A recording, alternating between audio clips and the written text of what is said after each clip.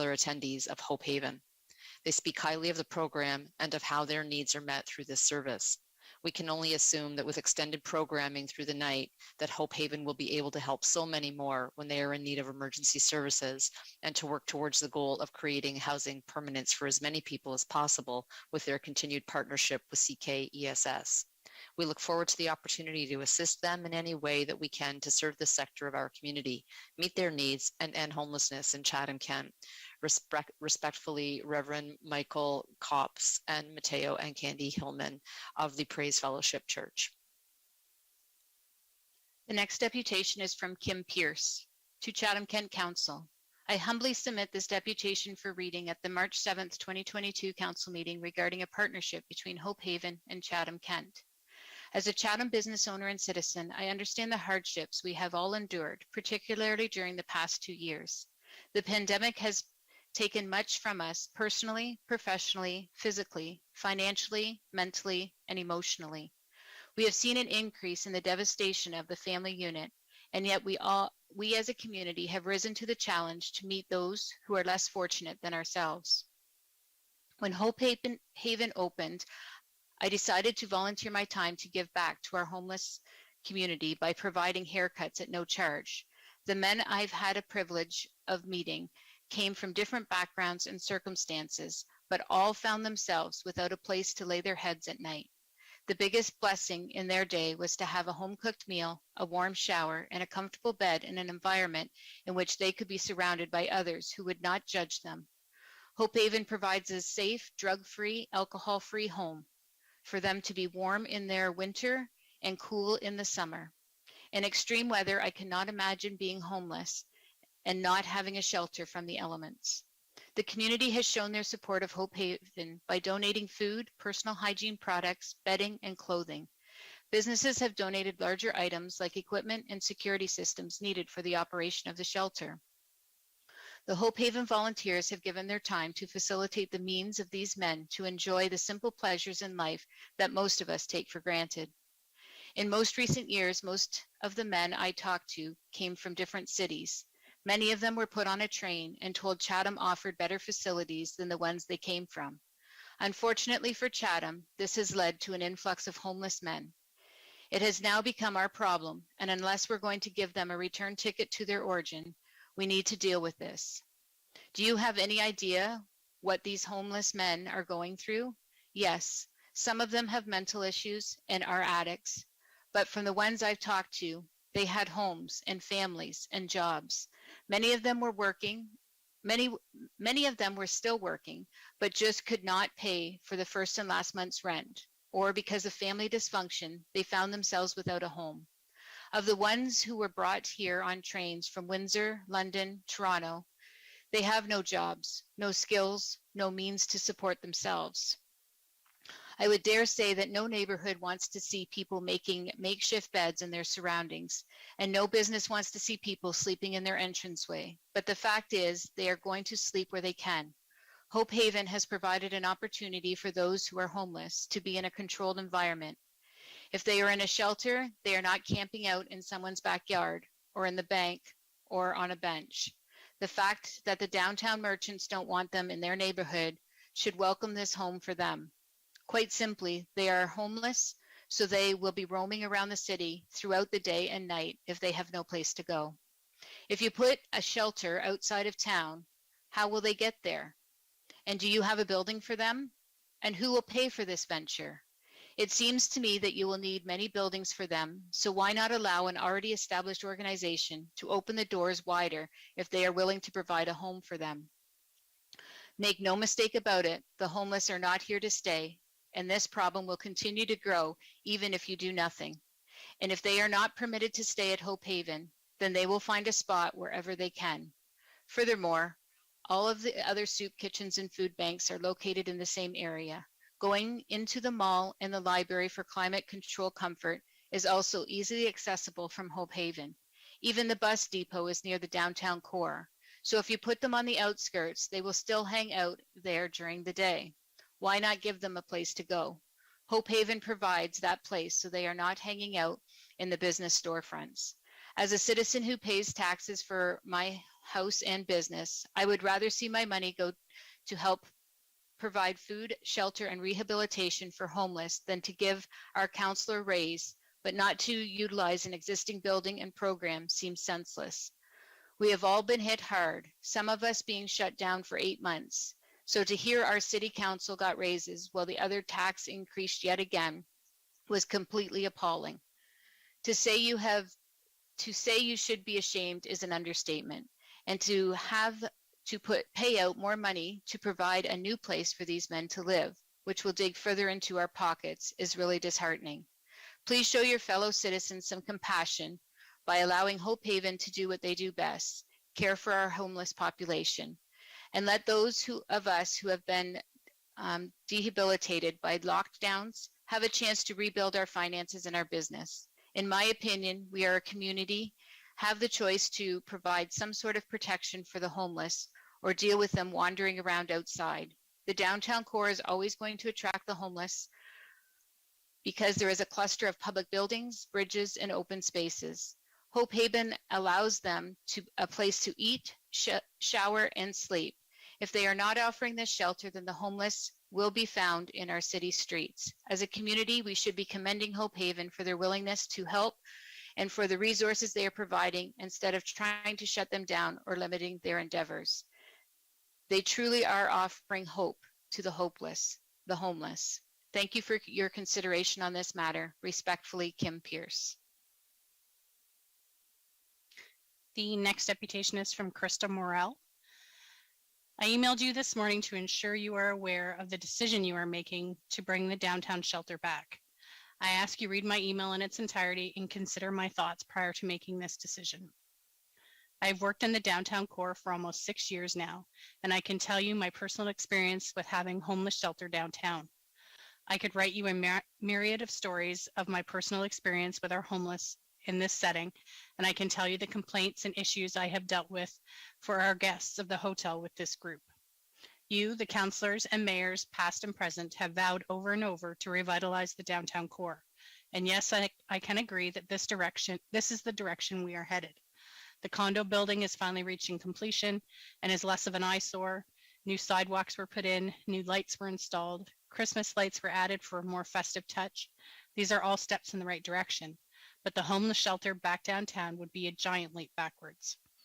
Now, do not misinterpret this email. I fully agree and appreciate that we require programs and assistance for our homeless, and I am stating the downtown core is not the place for them. I can easily recall the homeless milling about downtown with nothing to do, and James setting up his tent and tarps in the Perry Maloma Park, dealing with James on innumerable occasions trying to steal, berate guests, hang or sleep in our lobby, on and on. Personally, I dealt with 2 homeless fighting with rocks and socks and leaving each man bloody and bleeding on the sidewalk right in front of our hotel. A colleague and I cleaned up the blood. I have dealt with Loki on so many occasions and Keith berating guests for change. I have dealt with Keith and others walking by our patio, stopping to ask all dinner guests for money. I can't even count the times we have asked homeless to leave the hotel as they wander inside for warmth because the shelter is full, or removing homeless from the bottom of our stairwell where they thought they would sleep the night because the shelter wouldn't take them. The homeless walking through the parking lots, pulling on door handles to try and get money from cars, and breaking into some because they see loose change. This is how we attract new visitors to the downtown. Is this the experience you want for them? Are you aware of all these instances? You pledged the downtown businesses to attract business to the core and more visitors to Chatham-Kent. And yes, new businesses are in the downtown core. We have Woolly Doodle, Sweet Seas Cookies, Nest Realty, Sweet and Salty Crepe Bar, Loaded to Go, even Sons of Kent that have added to the downtown. Are all the above instances what you want them to deal with over and over again? Will their patrons enjoy coming downtown to see and deal with this?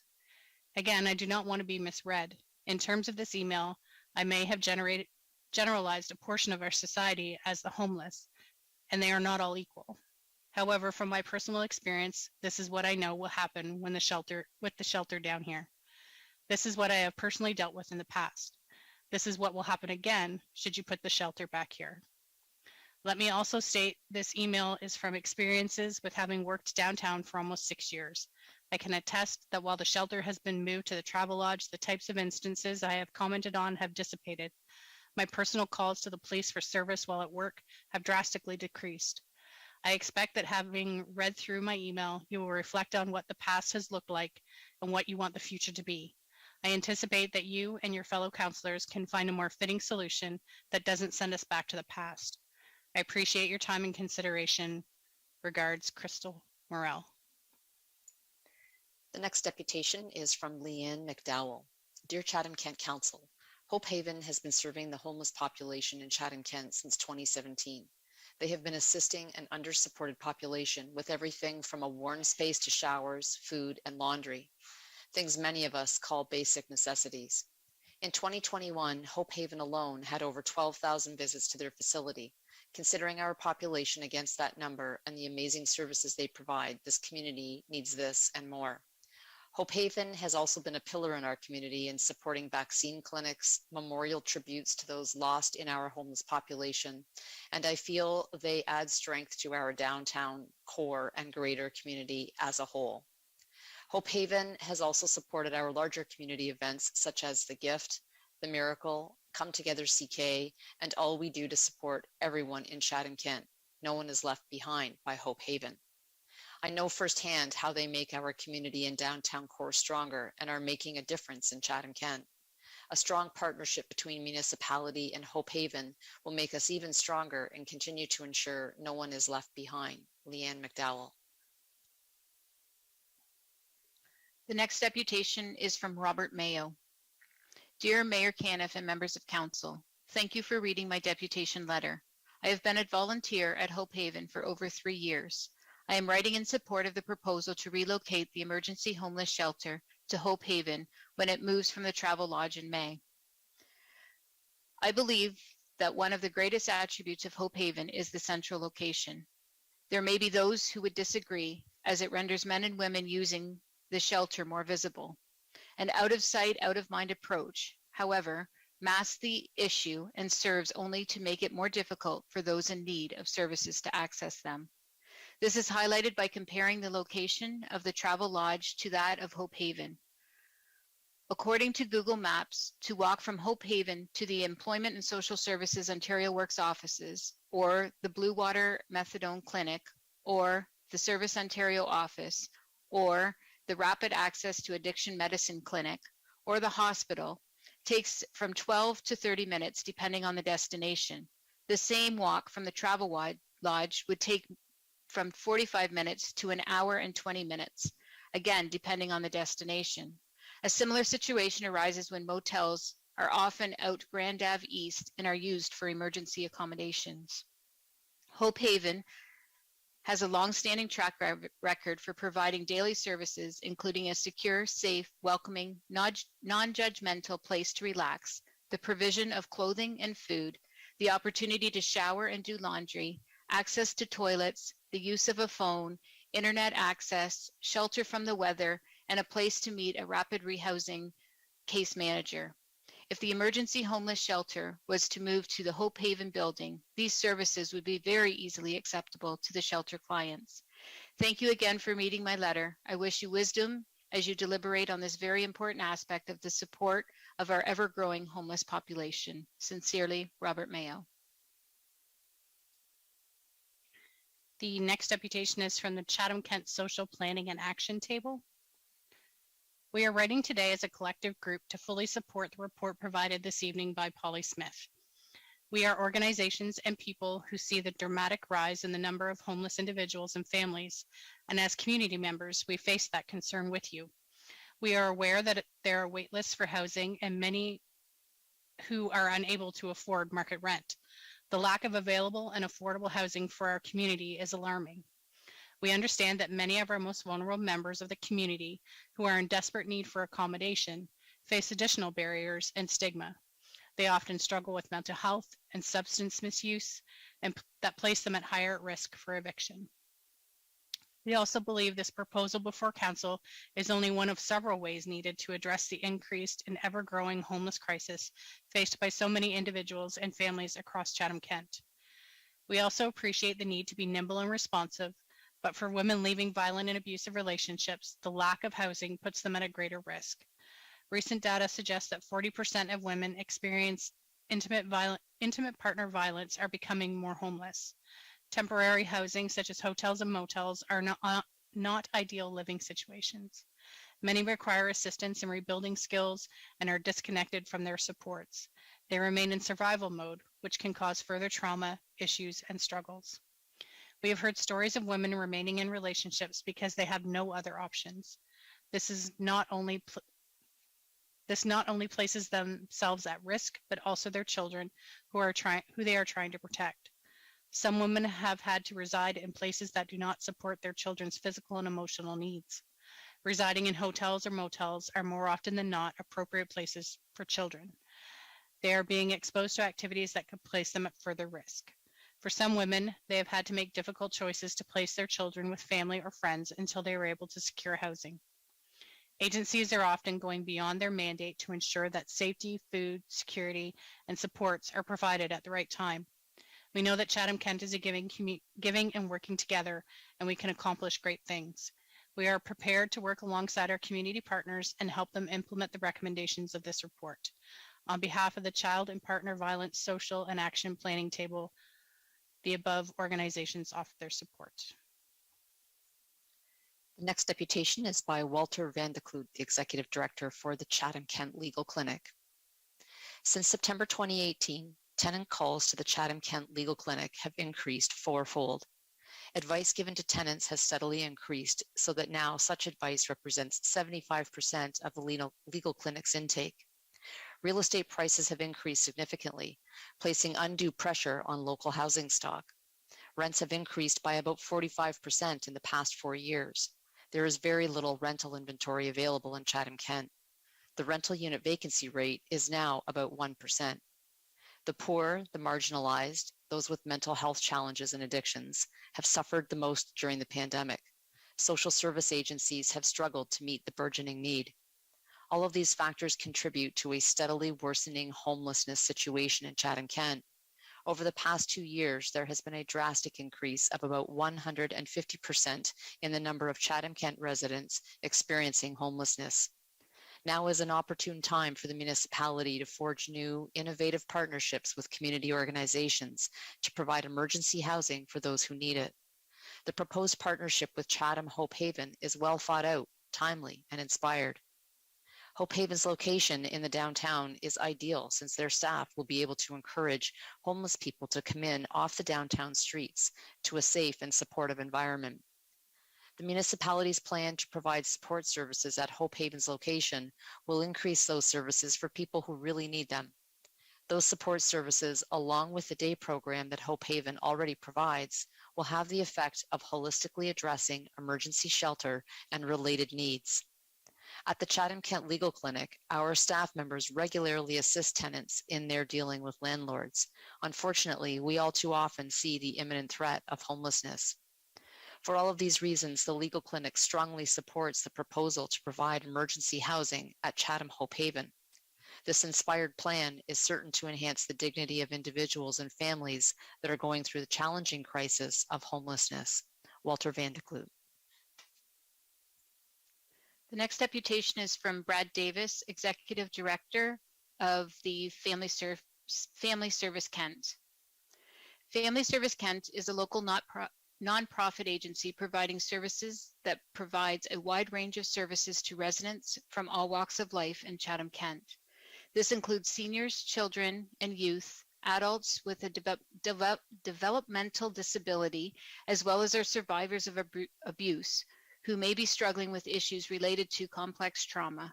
Our agency also hosts important community initiatives such as First Strategy, Chatham-Kent Prosperity Roundtable, and outreach services delivered through our Indigenous Peer Navigator program. In addition, Family Service Kent lends administrative assistance to the Chatham-Kent Drug Awareness Council. On behalf of the agency, I'm writing today to offer support for the report provided this evening by Polly Smith, Director. Through our agency's involvement in the services and initiatives identified above, we can speak from an informed perspective and are keenly aware of the significant increase in our homelessness in our community. It provides a disturbing and complex problem that cannot be ignored. There are no easy answers. We know the lack of available and affordable housing is a long-standing problem issue that, unfortunately, often affects the most vulnerable among us. Further, we appreciate that in some circumstances, concurrent struggles with mental health or substance abuse may compound challenges with securing stable and permanent housing. However, as a community, we are compelled to find solutions which, at the very least, ensure the basic needs of our citizens can be met. Unfortunately, it must also be acknowledged there is no one answer to the growing homelessness problem that will be equally appealing to everyone. This is our reality. That said, the proposed partnership between Hope Haven and the municipality represents a viable option for offering emergency shelter for those in immediate need, with a longer-term vision of securing a path towards permanent housing. As a community partner, we appreciate the urgent need for emergency shelter and thus support this proposal. Moreover, we will continue to do our part in delivering complementary services to support successful and more lasting outcomes in redressing the challenges of homelessness in Chatham-Kent. Brad Davis, Executive Director. The next deputation is from the Historic Downtown Chatham BIA. We, as a business improvement association, have heard from our membership of tenants and landowners with an overwhelming response regarding the emergency housing partnership at Hope Haven, 183 Wellington Street West. Our membership has been clear that they are not in favor of this project in our downtown core. While we understand the need for this type of resource for the homeless, the Historic Downtown Chatham BIA is mandated to do and respond to what our businesses support or reject. We, as the BIA, request that the proposal for the emergency housing partnership with Hope Haven be rejected. Sincerely, Nancy Dudley, Historic Downtown Chatham BIA. The next deputation is from Carrie Ellis, Chatham-Kent Little Free Library fans. Hello, I am writing in support of the Chatham-Kent emergency housing proposal. The accommodations and funding for the travel lodge are temporary, and unfortunately, the need of Chatham-Kent is not. Hope Haven is located centrally, has experience working with and supporting those that are homeless or experiencing precarious housing, and I believe will not be irresponsible with taxpayer dollars. Here in Chatham-Kent Little Free Library fans, we celebrate community and literacy. Taking care of the community must come first, and it is our belief that our good neighbors at Hope Haven are the right ones to partner with the municipality in the delivering of emergency housing. Sincerely, Carrie Ellis. The next deputation is from Randy Boker Karen. This deputation is to be read on March 7th in support of the proposed partnership between Hope Haven and Chatham-Kent Employment and Social Services. The folks at Hope Haven have been serving the homeless population in Chatham-Kent since 2017. They have been incredible champions of the many, many people who come through their doors each year. In 2021, Hope Haven had over 12,000 visits to their facility, a testament to the deep need and the amazing service they provide this community. Hope Haven fought hard to facilitate vaccine clinics for their vulnerable population during the peak of the COVID-19, and now have shared their monthly affirmation of hope memorial services for the lost lives in the Chatham-Kent homeless population. I admire these two campaigns immensely and believe they both speak to the deep care they have for the CK population they serve. I believe they enhance our community, specifically Chatham's downtown, and I know they are making a difference for the lives of many in Chatham-Kent. They offer care, shelter, and many services to our most vulnerable population, and I think a partnership between the municipality and Hope Haven will only make our community better for everyone. Thank you, Randy Boker Karen. The next deputation is from Bob and Crystal Gaia. This is a deputation to be read to Council on March 7th in support of the partnership between the municipality of Chatham-Kent and Chatham Hope Haven. We have volunteered with the Haven for 5 years and have seen firsthand of the need that is in the community of Chatham-Kent for housing, food, and support for those that come to the Haven.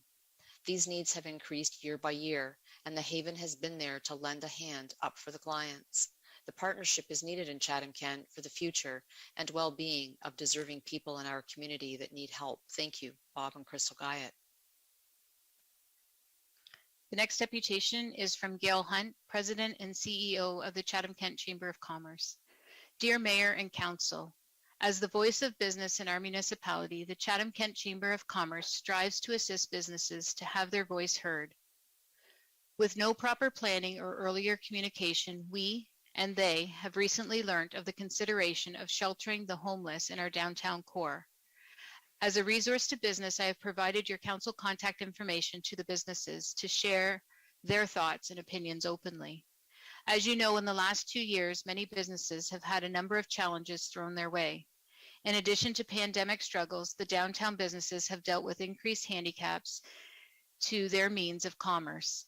Today, I am corresponding to advocate for these businesses as they now learn they risk a potential increase of harmful and costly circumstances. The fact is, no doubt, matters with our homeless population is one that we are all empathetic to. However, a resolution that would not handicap business or compromise their livelihoods and investments while also providing our homeless a means of an appropriate shelter needs to be found. I can reiterate the same stories that Council has been receiving since the disclosure of the proposal was made approximately 10 days ago. We too, as downtown business, have firsthand witnessed and been subject to the vandalism incurred and properties damaged. The learned stories I have had shared of customers or previous downtown customers experiencing is disappointing. I will leave specific details unwritten as I believe the message is clear from the merchants and investor communications. We are fortunate to have numerous investors that are committed to the downtown core and beyond. The merchants and entrepreneurs put their heart, sweat, money into their livelihoods and offer Chatham-Kent unique business and tourist experiences. The lack of communication, openness, and process in this proposal is detriment to these relationships and jeopardizes their value to Chatham-Kent. We need to clearly understand the vision for downtown Chatham and Chatham-Kent as a whole. The current proposal appears an oxymoron to earlier statements made of Council. As an inclusive and diverse community, circumstances warrant understanding and respecting the needs of our homeless, yet businesses are frustrated that they have to fight for their own due respect. In a very brief window, options have come forward for later consideration of Council. Added suggestions of accommodations might well satisfy comforts and resources of all and may well have come forward through earlier conversations. In the end, the subject matter has brought to light an issue and concern that has been increasingly devastating the downtown business and beyond. I trust Council will openly discuss and review current undertakings, and I know that each of you have the best interest of all in decisions being made. Yours in prosperity, Gail Hunt. The next deputation is from Allison Story. Dear Mayor and members of Council, thank you for the opportunity to share my thoughts on the emergency housing report being discussed at Council tonight. I am encouraged to see this important issue on the agenda and that the immediate safety of some of our most vulnerable citizens is being made a priority. In a perfect world, every citizen in our community would have safe housing that meets both their immediate and long-term needs. Coming out of 2 years of a pandemic, more of our fellow citizens need emergency assistance than ever before. Many of us need this type of assistance during the height of the pandemic. Many of us continue to, often for the first time. Many of us also learned firsthand how precarious our basic needs can be through no fault of our own, whether it is a steady income, putting food on the table, or having a roof over our head. Therefore, I'd like to express my support for this collaborative effort to secure both an immediate and long-term emergency housing solution in Chatham-Kent. Whether this is Hope Haven or another reasonable and feasible group effort, the need clearly must be addressed in the very near future due to the closing of the Travelodge location. In order to ensure that this location meets the needs of those it serves, ensuring it is a central location and within a reasonable walking distance to different community services is critical. Keeping these services in a central location helps solve these issues that are facing downtown. It doesn't add to them. I appreciate that there will always be pushback and then some public outcry when it comes to this issue. But after living through 2 years of the pandemic, it is more clear than ever that shelter is a basic human right. Being safely housed improves outcomes in virtually every other segment of society, including physical and mental health, interaction with law enforcement, job seeking, and stability, and more. I recently had an office downtown on King Street, almost directly behind Hope Haven, for close to a year. I worked for almost a decade just a block from downtown. I have met many clients of Hope Haven. They came to my office regularly. Every story was different, but each person I met was someone who deserved respect, who deserved compassion, and who deserved to be listened to. They were struggling, and they knew the stigma that surrounded their circumstances. We have a chance to help end this stigma. We have a chance to stop the damaging language and dehumanizing of our friends and neighbors. We have a chance to address the basic human need of ensuring our citizens have access to safe and secure roof over their heads. I also respect the concerns of the downtown business owners. They have suffered greatly during the last 2 years. Their voices deserve to be heard as well. They have invested a great deal into our downtowns, and they want to see it thrive and succeed. Please ensure moving forward that all of these voices are around the table as this planning continues. We know that vulnerable populations like those who experience homelessness rarely have a voice in these decisions, or they are drowned out by others with more influence, more power, and more resources. This is our chance to ensure all voices are heard. This is our chance to ensure these voices are part of the solution. It is critical that this project move forward now. Thank you very much for your time. Allison Story. This next deputation is by Trevor Shields. Hello, my name is Trevor Shields. I live at 199 Wellington Street, West Chatham. Homeowner with commercial investments in Chatham. My husband, Guy Shields, is a real estate broker supporting and invested in the city of Chatham. Note, he has not been privy to the city reaching out to the real estate community for suitable location for the homeless housing. We received a phone call while out of town being asked questions regarding relocation of homeless housing from Travelodge to New Haven facility. The caller said he would call again to advise when a public meeting for discussion would take place. This call never came. On returning, we found this public meeting had taken place. Please hear my following thoughts and concerns regarding the city proposal to relocate homeless from the Travelodge to Hope Haven.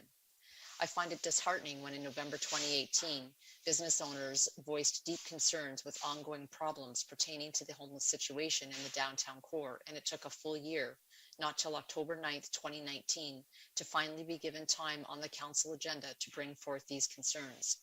Yet now, with a window of 2 weeks, both a public and council meeting on this homeless issue is happening. I feel the city is scrambling and feel their current proposal with Hope Haven is a costly Band-Aid only solution, not fixing the problem and creating many others. The city again looks to an easier option. They should have taken our homeless issue seriously in 2019 and worked hard to find a permanent location. They were given funds. They still can and still should work towards a permanent location to address the homeless, addiction, and mental health needs, now many as we recover from COVID hardships. This is not a temporary need. A permanent location is not conducive to our downtown core, city core.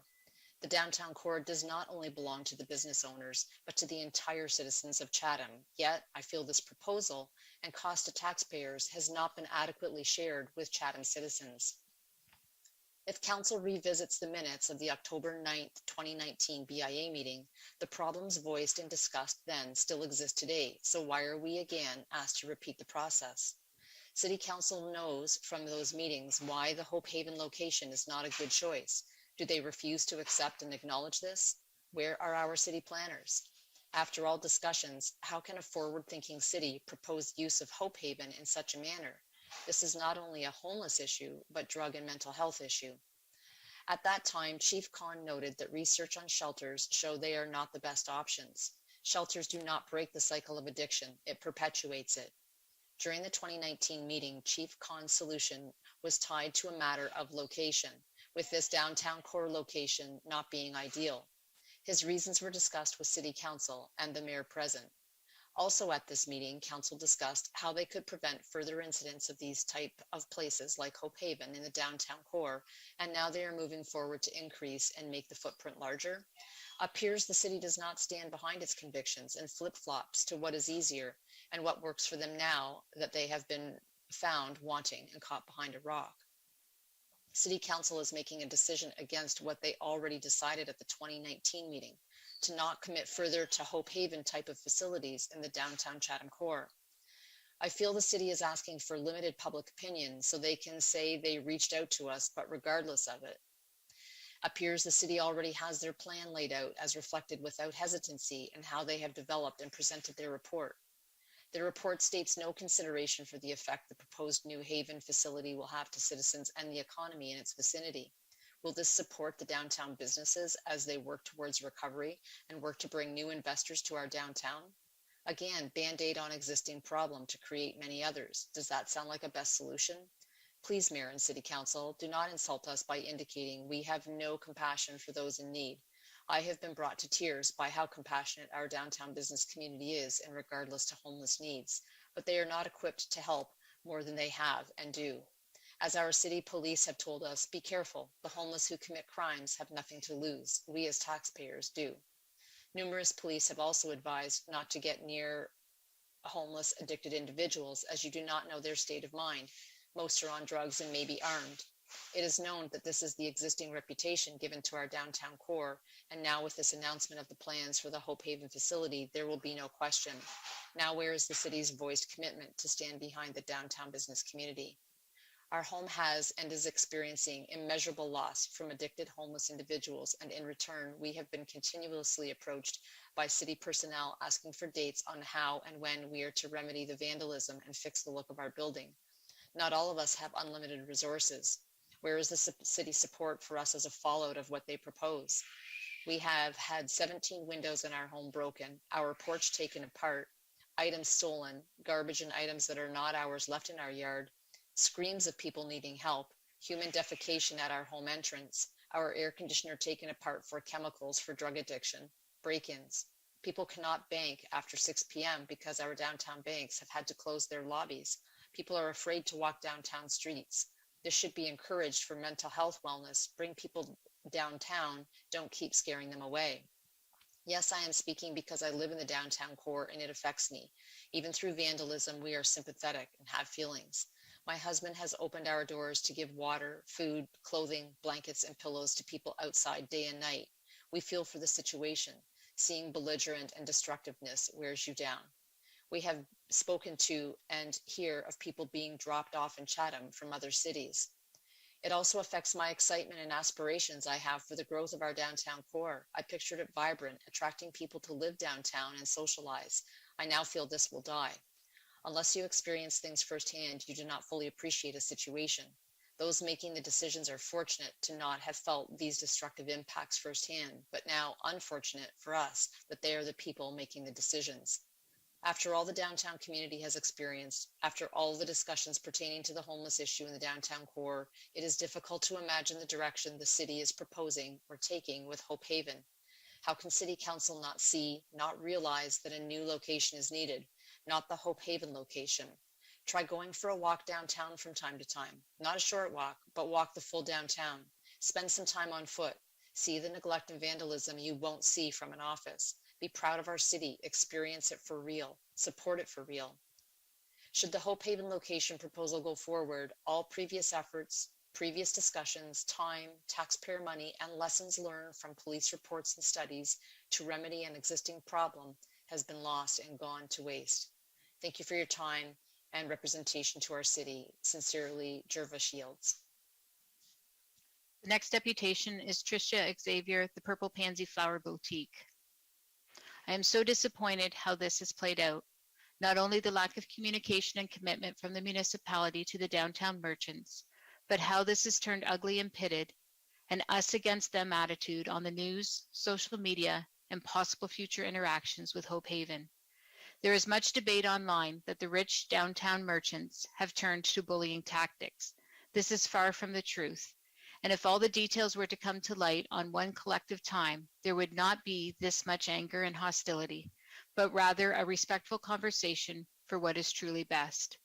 As a downtown merchant, we should never have been put into this position to be seen as the negative light. You, the municipality, have known that the Travel Lodge were closing their doors and have ended up looking like a circus at a way that this has been handled. Broken windows, defecating and urinating in doorways, theft, uncomfortable approachments, and even climbing into running cars are only some of the instances where what we are currently experiencing. These are facts not to be brushed away.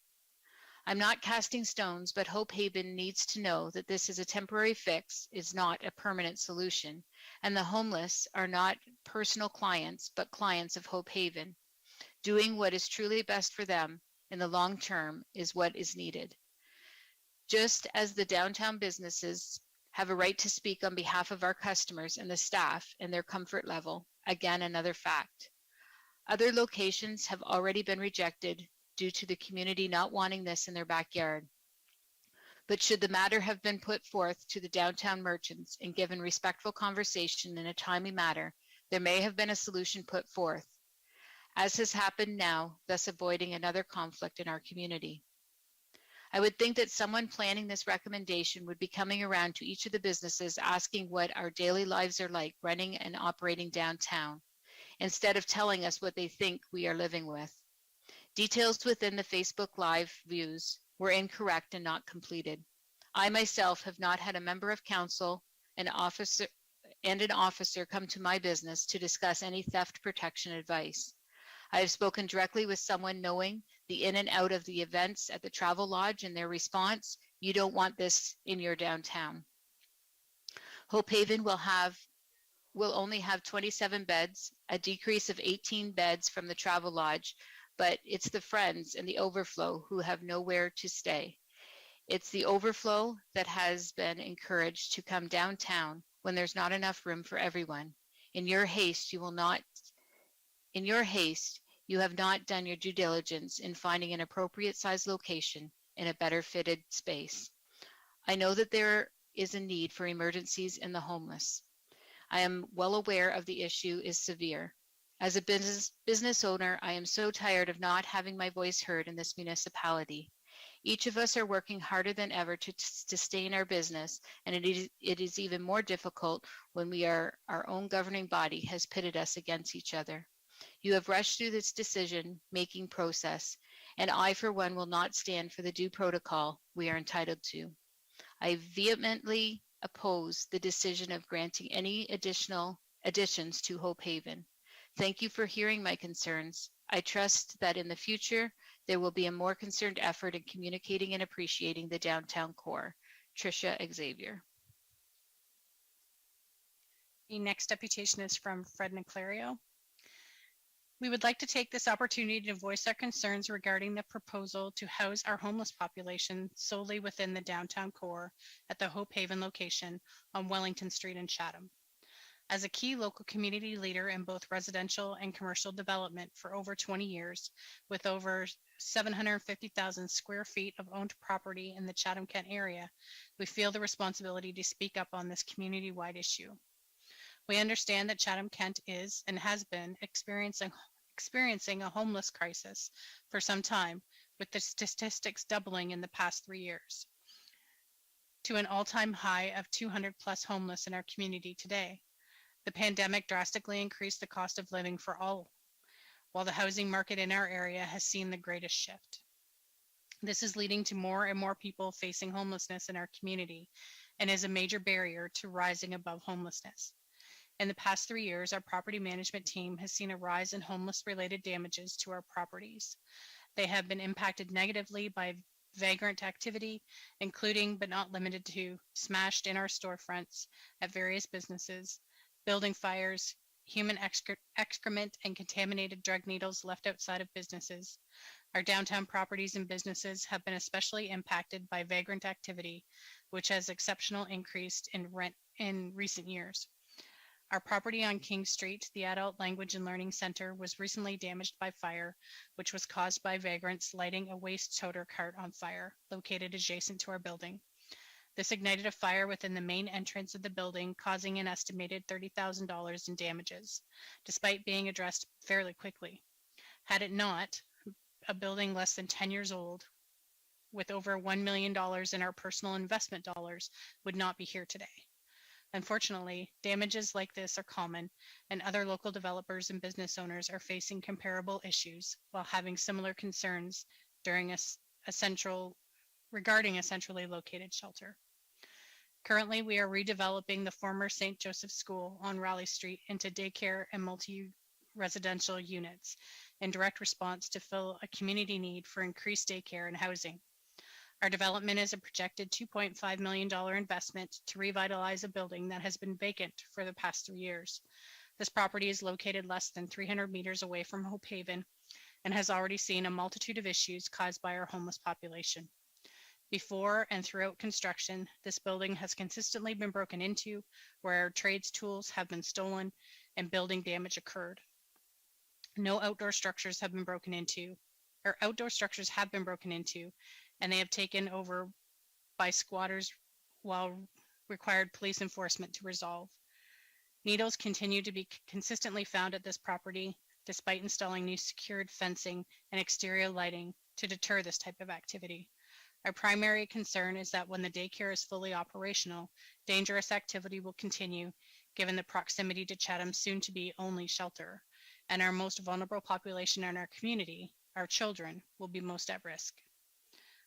With the plans to transition Hope Haven into Chatham-Kent's permanent main shelter location, we are concerned that there will be a major increase in vandalism, theft, drug activity, etc. in the downtown core, given our current experience over the past few years. While we understand that locating those in need of the shelter services near vital social services is key to helping them transition from homelessness to a better situation, we also recognize that the downtown core will continue to suffer as it has been for many years now. We are unsure what the big picture solution to eradicate homelessness in our community, but we are certainly concerned that the decision to transition our homeless population downtown will only continue to negatively impact our core businesses and services. We urge you to reconsider a more appropriate long-term viable solution to this community-wide issue. Fred Niclario. The next deputation is by Lisa Riom. It is with shock and alarm that the Child and Youth Service Partners of the Situation Planning and Action Tables of Chatham-Kent learned of impending budget cuts to the municipality of Chatham-Kent's housing and homelessness budget early this morning. We are a diverse group of community partners with a collective focus on the best interests of child and youth well-being in our community. The growing rates of housing insecurity and homelessness are daily pressures for many of the families we support. Access to shelter is a human right. It is the foundation from which all other stages of growth and development are built upon. Children and youth who are marginalized because of inadequate shelter face alarming negative outcomes. It is incumbent on the municipality of Chatham-Kent to acknowledge this immediate crisis and threat to the well-being of the most vulnerable members of our community. We are not asking you to address this crisis alone. The membership of the Youth Situation Planning and Action Table stands with Council in responding to this threat to the well-being of our community. Our agencies know all too well the social, emotional, developmental, and physical impacts on children who face instability and uncertainty in their day-to-day life. Children and youth can achieve more positive outcomes when the basic and protective need for shelter is not compromised. Families who are experiencing high levels of stress related to housing are not able to dedicate themselves to their own or their children's mental health needs. Hotels and hostels have become alternatives that families rely on with increasing frequency. There is neither safety nor security with this interim option. Such transient shelter is disruptive to the steady and predictable routines that contribute to child and youth well-being. This current crisis in Chatham-Kent is in direct opposition to the social determinants of health that promote wellness. Not only do we have a burgeoning housing crisis, we are facing negative long-term consequences on physical and mental health. Intersecting issues of race, culture, and identity further marginalize equity-deserving groups and contribute to additional barriers and worse outcomes. The members of the Youth Situation Planning and Action Table commit to standing alongside Chatham-Kent Council to address this immediate threat to the children, youth, and families of our community. We welcome the opportunity to meet with Council to advocate for children, youth, and families. In partnership, Access Open Minds, Blenheim Youth Center, Big Brothers Big Sisters, Chatham-Kent Children's Services, Children's Treatment Center, Learning Disabilities Association Chatham-Kent, Rain and Shine Behavioral Counseling Services, Restorative Justice Chatham-Kent, St. Clair Catholic District School Board, Victoria Order of Nurses, YMCA, Youth Voice. The next deputation is from Matt Bailey. Dear Chatham-Kent Council, I have reached out to many of you over the last week. It is now important that I address you all. There is a growing population in Chatham-Kent, and it isn't just homelessness. It is the sickness in thinking that it is the generalizing and stereotyping of all members of the drug addict, vagrant, criminal, and homeless communities as homeless. These are separate groups, and without doing the hard work to separate these groups, people fall through the cracks. This is exactly what this partnership can work to end in Chatham-Kent. Homelessness may never go away due to the ridiculous cost of living increases seen over the last few years. Some of the many reasons for this are the booming house market and the lack of affordable housing and government destruction of small business, the Russian war, the cost of rent, what's left of COVID, and the liberal carbon tax. Money simply doesn't go as far as it used to, let alone the price of the availability of smaller, more disposable things. Per the municipality of Chatham-Kent and their enumeration, homelessness is up 150% in Chatham-Kent, resulting in 200 people each night with nowhere to sleep. Some people survive by couch surfing. Some live in precarious housing. Some sleep in local structures in downtown sectors, specifically in parking garage at a downtown center, Tecumseh Park, McGregor's Creek, and in the entire corridor of the Thames River. Some break into abandoned homes, lightly used garages, or sleep under decks to escape the element and have nowhere to sleep.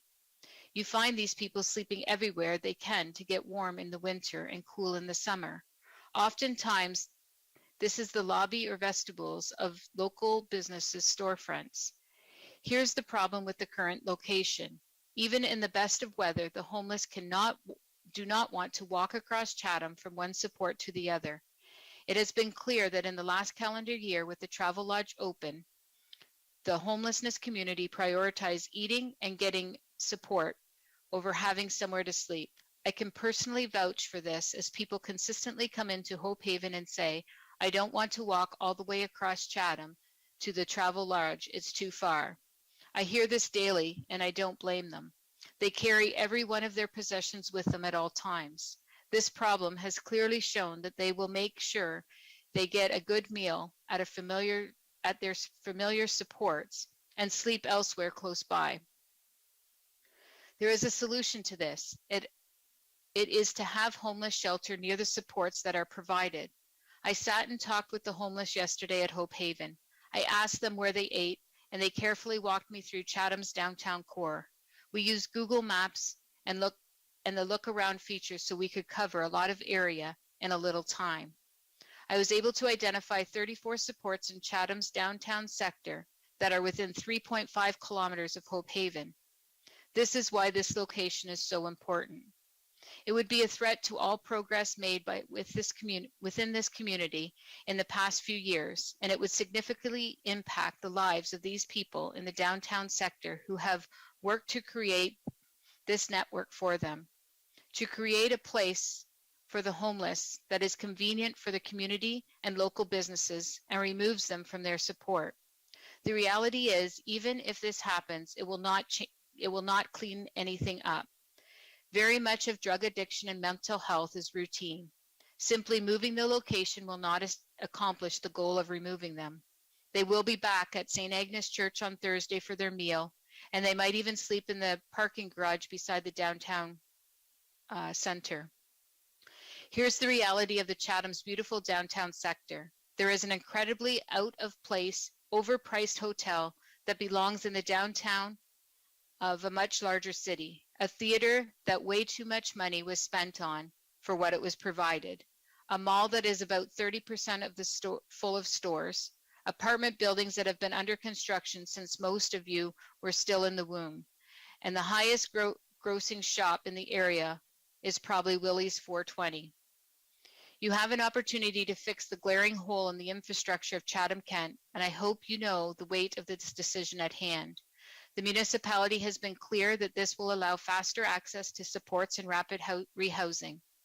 We're not talking about rehabilitating everyone. We're talking about having 27 quickly moving beds with fast access to supports so that we can sort this group and help those truly homeless people.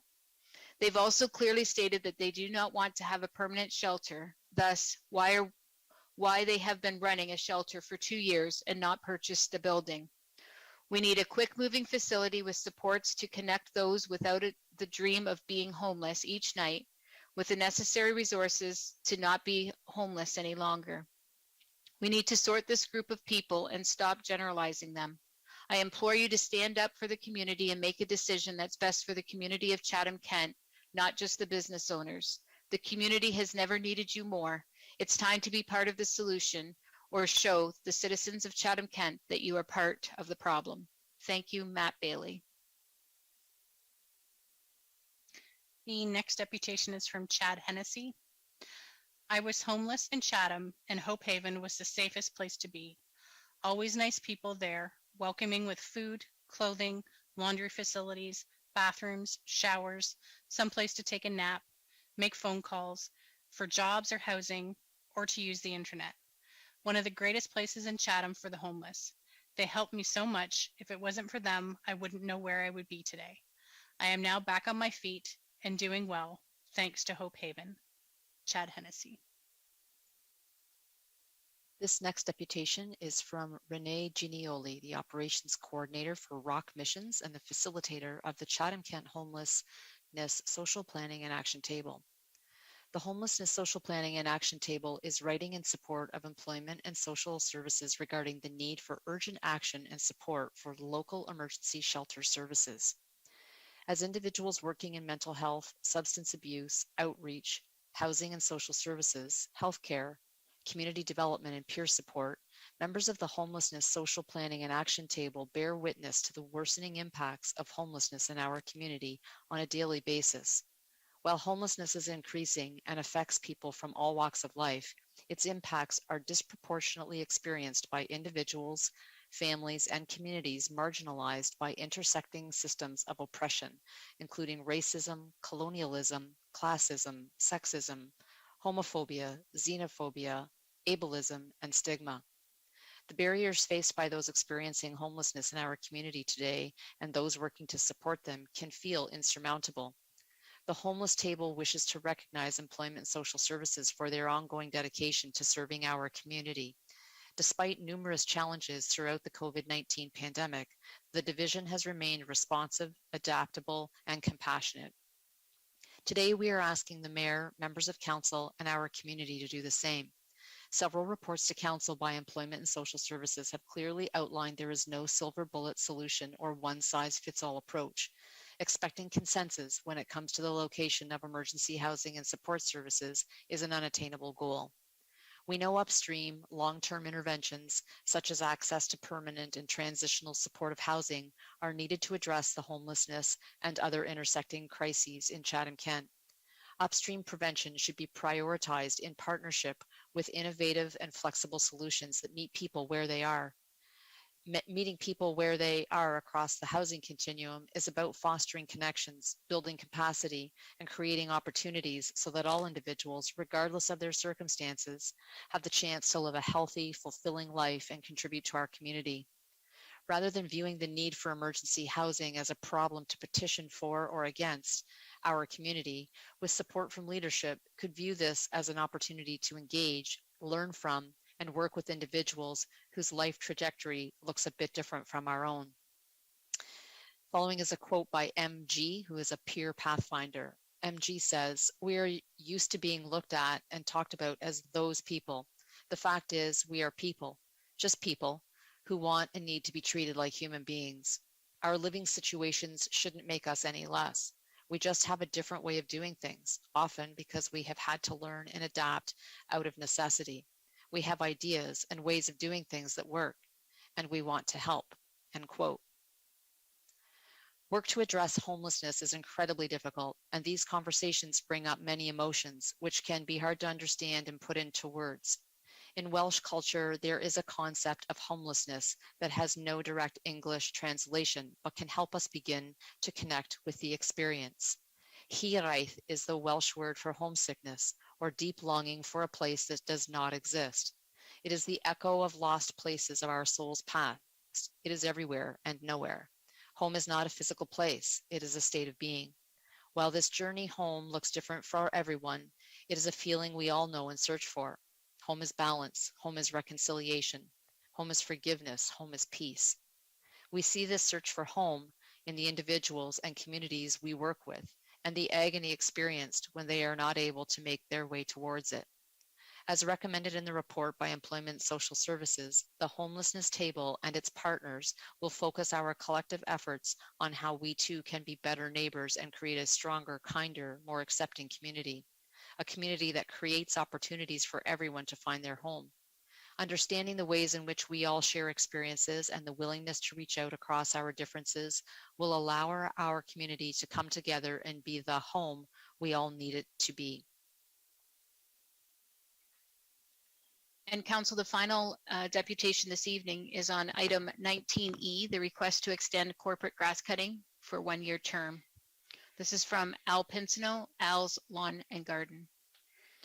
1. How is it that we only have 13 days until spring left and this document was prepared February 2nd, 2022?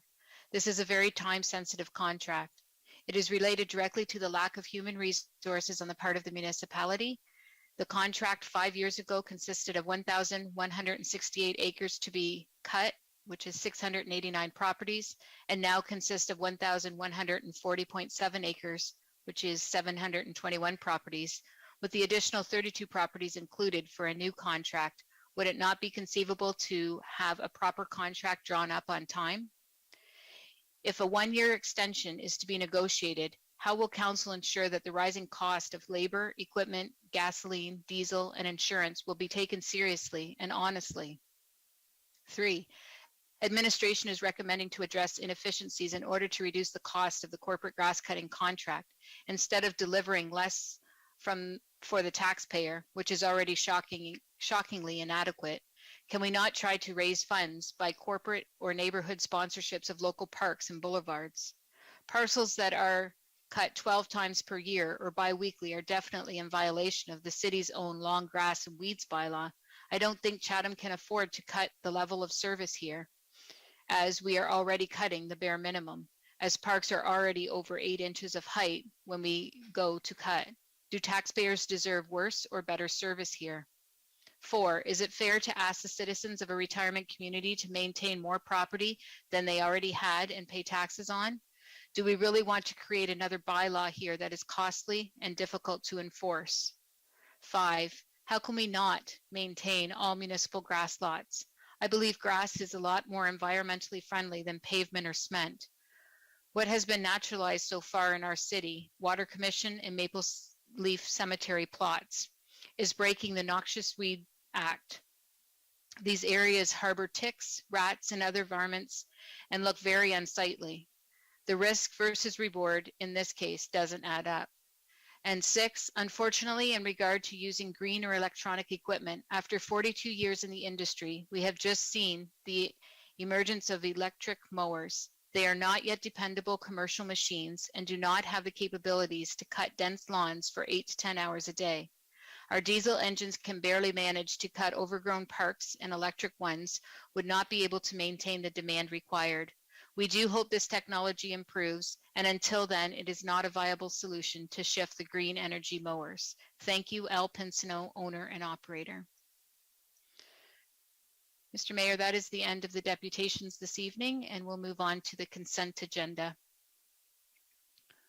This evening, we have the following reports that have been pulled. We have 14C, which is the RFP for Shrewsbury Servicing Study, pulled by Councillor Thompson. 15A, the Integris 2022 to 2026 Business Plan, has been pulled for a presentation by Jim Hogan. Item 16C is the Community Satisfaction Survey results. It has a presentation, and it also has been pulled by Councillor Latimer and Councillor Harrigan. 16C, Together CK Core Grants, has been pulled by Councillor Latimer. Item 16D has been pulled. The road dedication for Cameron Street in Wallaceburg is pulled due to a conflict of Councillor Carmen McGregor. 17A, the emergency housing report, has been pulled by Councillor Kirkwood White, Councillor Hall, Councillor Harrigan, and Councillor Sakachi. Item 19A has been pulled by Councillor Harrigan, Councillor Latimer, Sakachi, and Councillor Oche. 19D, which is the downtown crime prevention, has been pulled by Councillor Crew and Councillor Latimer. Item 20B, motion of Councillor Latimer regarding compressed work week model, has been pulled by Councillor Wright and therefore Councillor Latimer. And also 21D, community improvement plan for 130 Marlborough Street in Blenheim, has been pulled by Councillor Solomon due to a conflict. Therefore, the remaining reports will be added to the consent agenda, and they are items 12A, B, C, items 13B, C, 13A, B, C, 14A and B, 16B and D, 17B, C, D, 18A, B, C, D, E, F, G, 19C, D, E, and 20A, 21A, B, C, D, E, F. Now, Council, I did mention the 6 reports that had the conflict. So right after this consent motion that you see on the screen, we will be following those, but separately with 6 votes for the ones that had the conflict, but no questions were being asked. So we'll start with the ones that are on the screen first.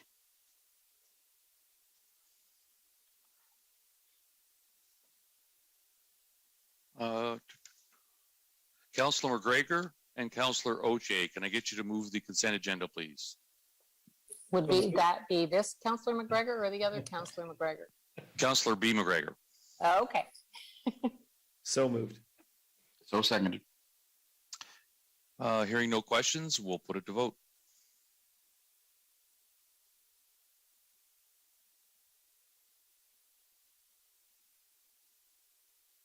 All votes are in and motion passes 17-0.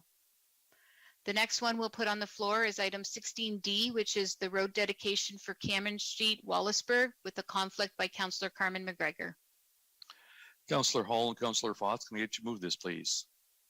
So moved, Mayor Kent.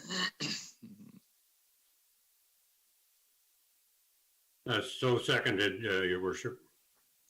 Any questions? Hearing none, we'll put it to vote.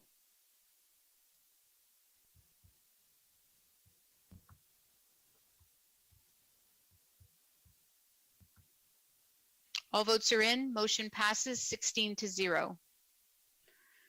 The next motion will be item 18B, which is the 2021 record of payment for council-owned vendors, and we have a conflict by Councillor Hall and Councillor Wright.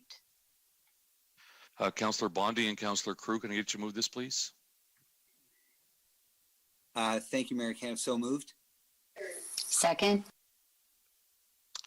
Hearing no questions, we'll put it to vote. This is just an information report, actually. Oh, perfect. Okay, then. Next item is item 18D, tax sale write-off, December 8th, 2021 tender, and conflict is by Councillor Carmen McGregor. Councillor Pinsonneau and Councillor Finn, can I get you to move this, please?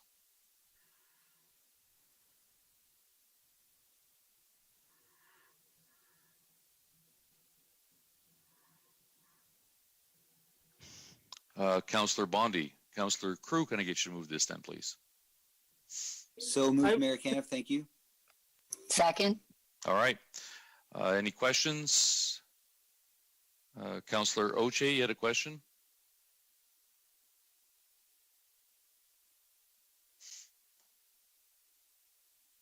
Sorry, that was for the council-owned businesses. Okay. With that, we'll put it to vote.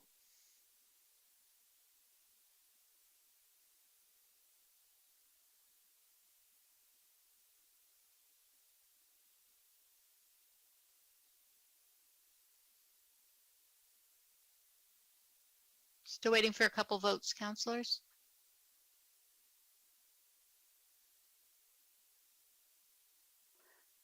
Okay, all votes are in. Motion passes 15-0.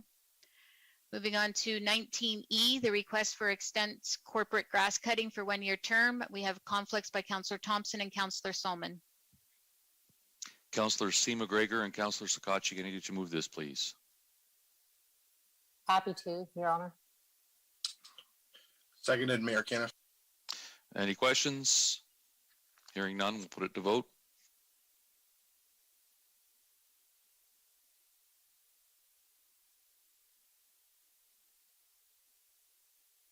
All votes are in. Motion passes 15-0. And the last one is item 21D, the Community Improvement Plan for 130 Marlborough Street North in Blenheim, with a conflict from Councillor Solomon. Councillor Thompson and Councillor Latimer, can I get you to move this, please? Happy to move it. So moved, or seconded, sorry. Hearing no questions, we'll put it to vote.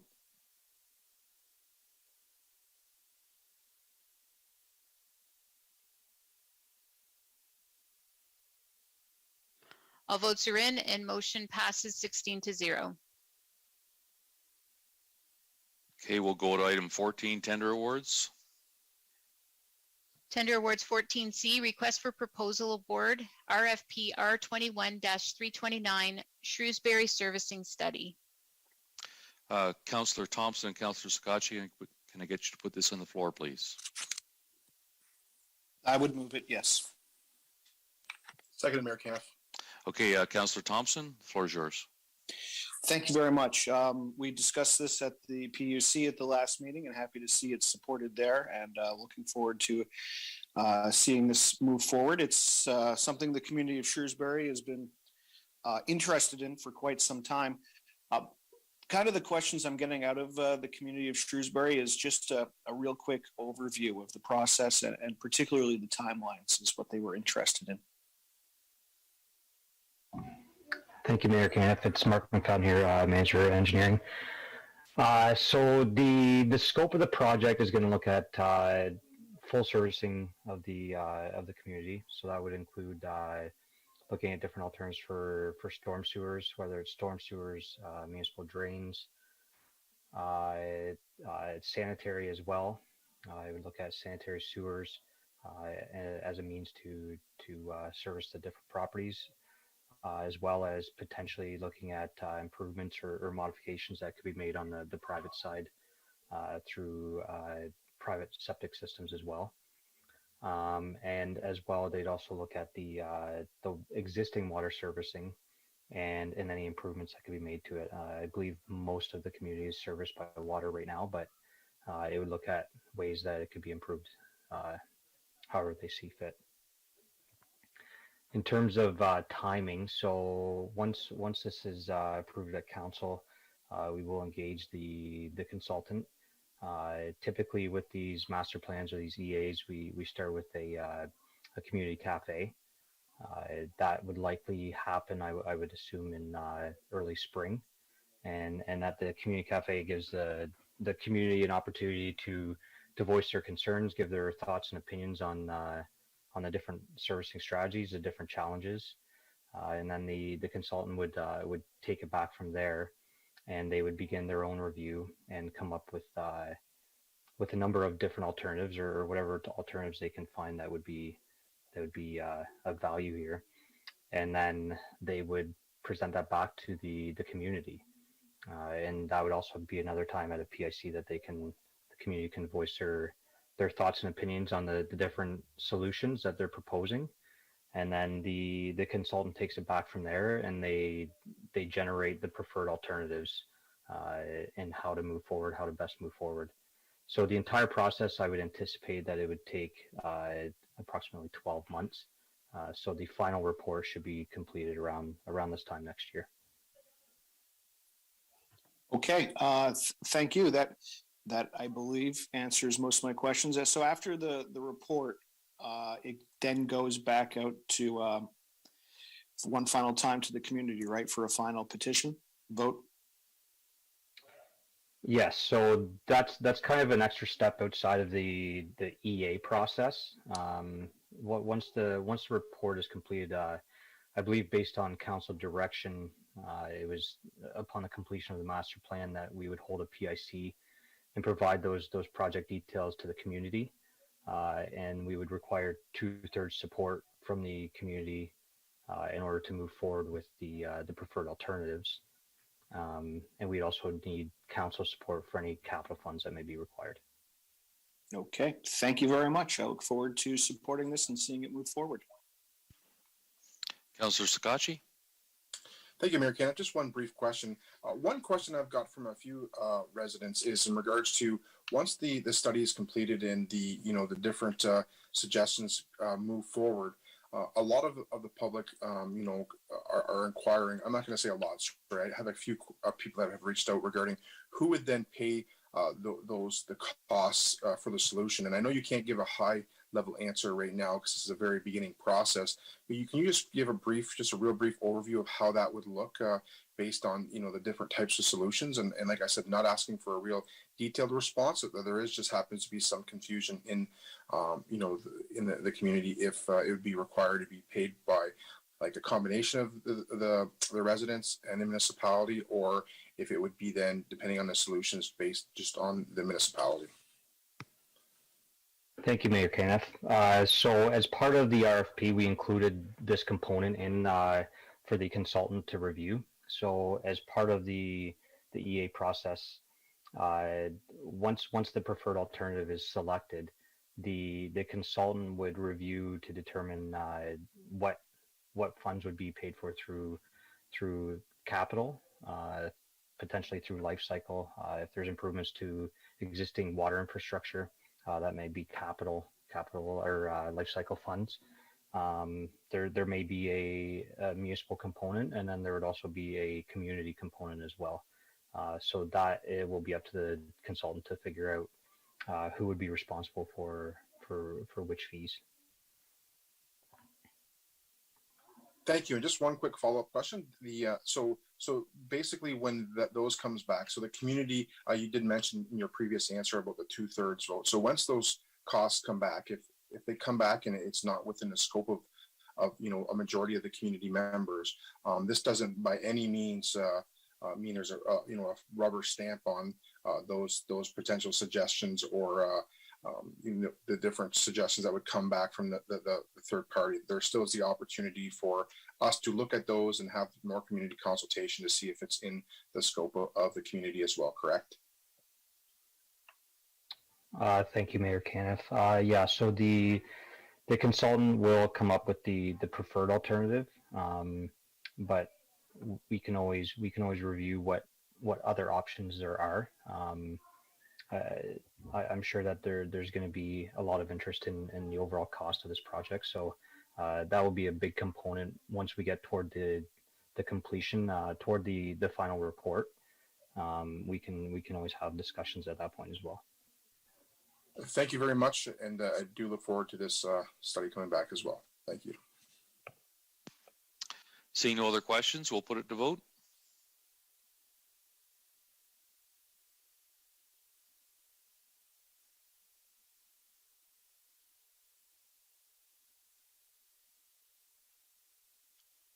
All votes are in. Motion passes 17-0. All right, we'll move on to item 15, Integris. 15A, Integris 2022 to 2026 business plan. And we have a presentation by Jim Hogan, who is president and CEO of Integris, Inc. Thank you very much, Mr. Mayor and Council. I'm hoping everybody can hear me all right. And Yes, we can, Jim. Thanks. Great. And then the presentation, I think Meredith is one that's can control it for me. Perfect. And if we can go to the next slide, please. So Integris has the business plan and our operations, and we're guided by the vision, mission, and our core values. Our core values are the safety, inspired and empowered people, customer and community focus, operational excellence, and sustainable growth. So everything we do, we are looking at the core values for our operations. Next slide, please. So as far as safety, we have many of the regular items we do on an annual basis, focusing on no lost time injuries, meeting the Ontario Energy Board safety requirements, And a couple newer items that we're going to be focusing on in 2022 in the next few years is preparing succession plans for our executives and our senior management team. We have many retirements coming forward, as we have for the past couple of years. We're doing quite a bit in order to ensure that we have a smooth transition with our new staff.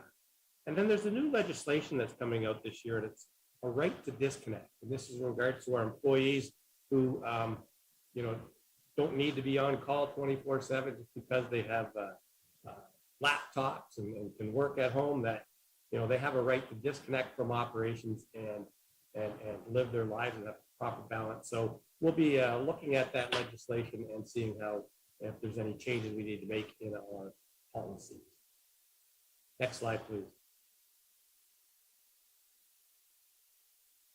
Our financial strength.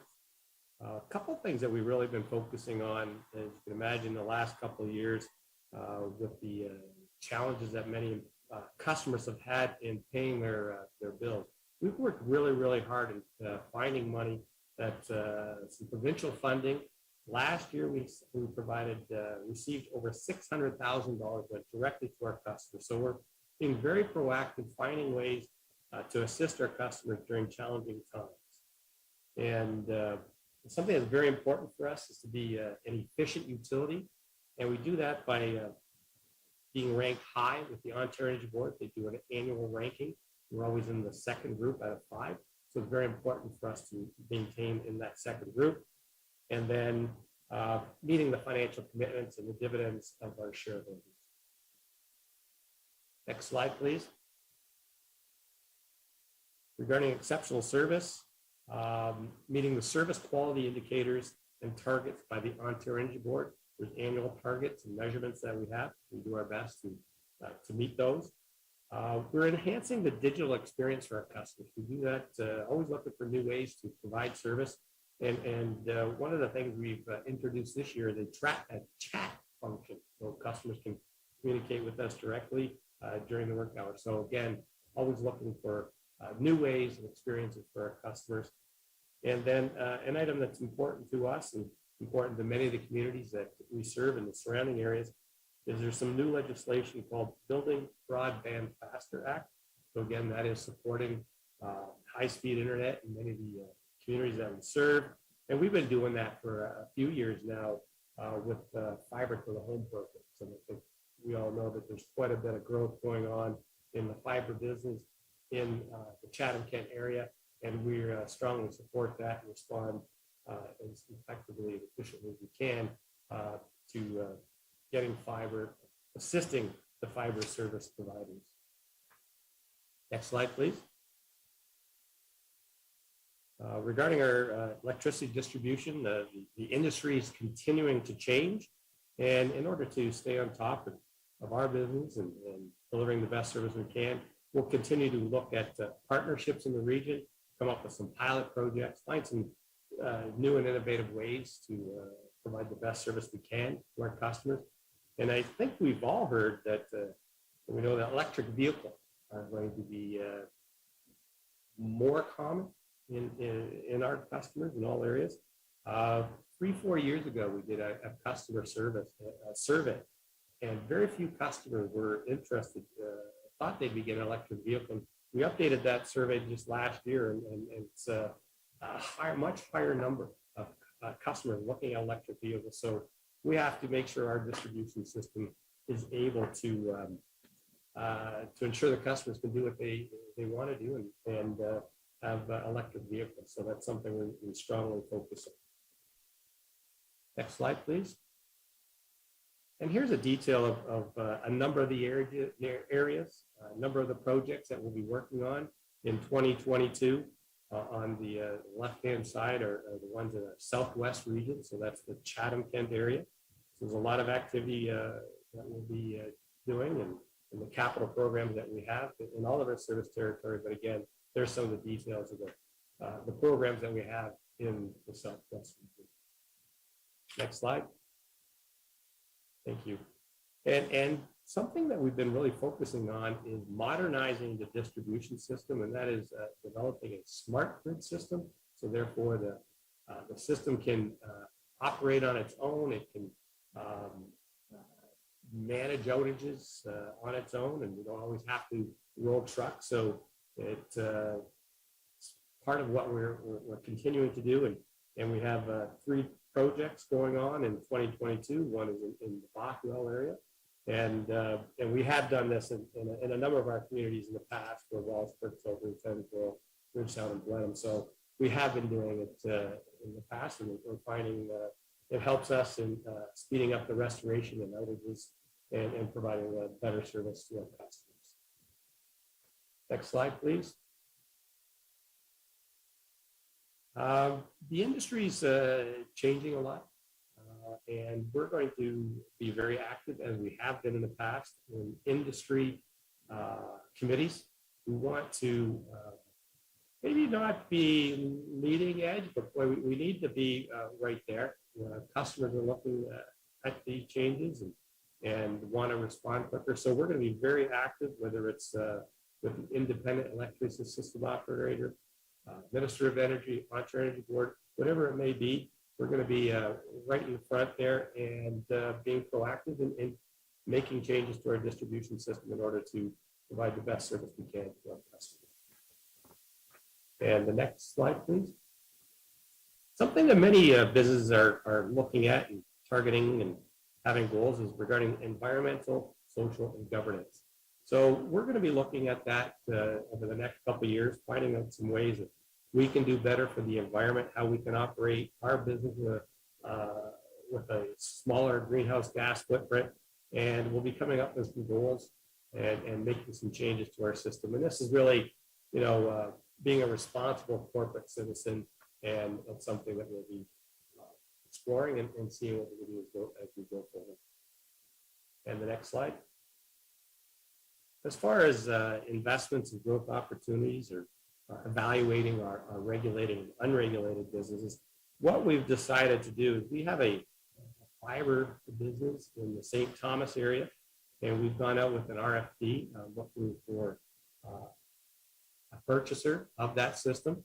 And depending upon what response we have there, we'll be making a recommendation. We may sell it, we may not sell it. It really depends to make sure we have the best option and opportunity for us, for our stakeholders, as well as the community of St. Thomas. And then we also need to look at opportunities to invest in DER, so that's distributed energy resources. That's having generation right in our distribution system. Therefore, you don't have all the transmission and everything, and it should, in the long run, reduce the capital costs. So we'll be looking at opportunities to be doing that right in our distribution system. And then the next slide, please. So just to give you a summary of the financial activities over the next few years, the interest there, those are interest payments to the municipality of Chatham-Kent. Municipality of Chatham-Kent has a $23 million note in Integris, and that's from the original incorporation back in 2000. So that $1 million is the interest that goes to you. And then we have the dividends. And in 2022, we're planning $6.1 million in dividends. $4.3 million of that is going to the municipality of Chatham-Kent. Now, I would like to say is that $300,000 of that $6.1 million is dependent upon whether we sell the fiber business. So that's just a placeholder at this point, how we would distribute the proceeds. So potentially $210,000 of that $4.3 million will not go as a dividend. But again, that really depends upon whether we sell the fiber business or not. And then after that, we're flatlining our dividend at $5.8 million, which is a significant portion of our earnings. We have a policy where we're to dividend out 50 to 80% of our net income, and we're closer to, I believe we're actually above, around the 80% number through this period. So we're at the high end, so that's why it's flatlined over the next few years. And then we also just have some numbers there on the net fixed assets, so how much we have invested in our distribution system. The bottom there is the capital expenditures. So we're spending $13 to $15 million a year on our distribution system, upgrading the system, getting the system ready for electrifications, electric vehicles and things like that. So with that, that's my presentation, and we'll entertain and do our best in answering any question that any council member may have. Jim, it looks like you did a great job. There's nobody have any questions. Good to hear. With that, Councillor Solomon and Councillor Sakachi, going to get you to move this, please. We're just moving it for purpose of the receipt of the presentation. Yes. Yep. So moved. Seconded, Your Worship. All right. Seeing no other questions, then we'll put it to vote, I guess, or do we need to put it to vote? Okay, you can just do a show of hands. All right. Show of hands. Anyone opposed? Sorry, Hearing yeah, none. that's what I meant. Yeah. All right. With that, we'll move on to the next item, item 16, Chief Administrative Office. 16A, Community Satisfaction Survey Results, and I believe Don Shropshire is going to introduce our presenter. Thank you, Your Worship. Council, it's my pleasure to introduce Diana McDowell. Diana was our project director and primary lead with Ipsos, who conducted our first survey of our community, customer service satisfaction survey. Diana has over 20 years of experience as a senior researcher, as a manager and a project director, so we're very fortunate to have her guidance and experience in delivering and developing our first survey. It sets the baseline data for our future growth, and I'm very happy that she's able to be here with us this evening to present the survey results. Diana, welcome. Thank you. I'm very pleased to be here to present the results of your baseline survey. I probably won't go through. I'm just, are you seeing my screen? No, I cannot see your screen yet. I can let you know as soon as it comes through. I believe our clerk has a copy of the presentation as well. If we have any challenges, we can ask Judy to, or Meredith to bring that up for you. I think you're going to have to, because I put it on my screen, but I don't know if it's showing up on your end. We don't see it here, Diana. Just we'll have Meredith put it up for you. No Okay, worries. great. Thank you. We can now see the first page. That's great. Thank you.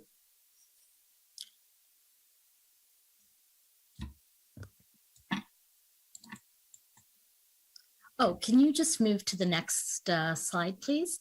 So as was just said,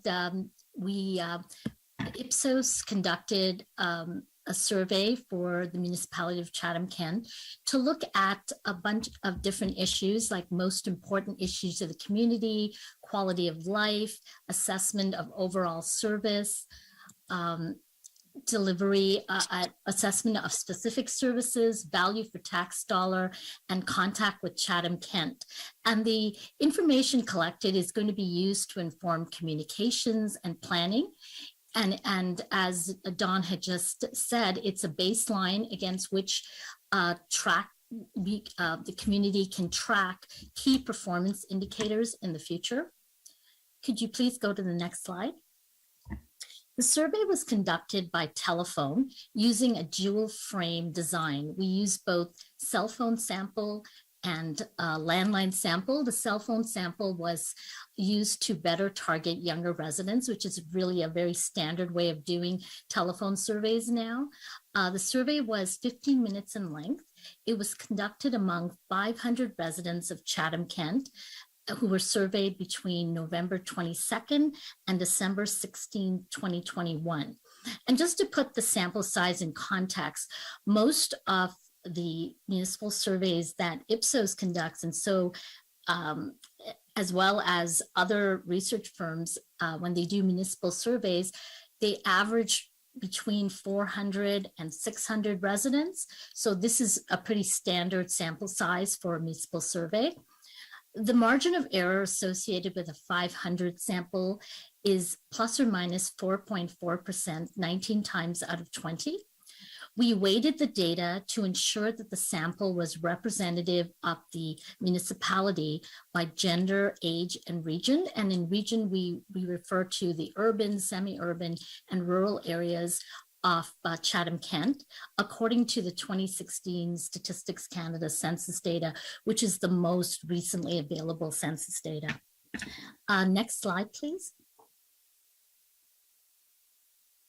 And the next one as well.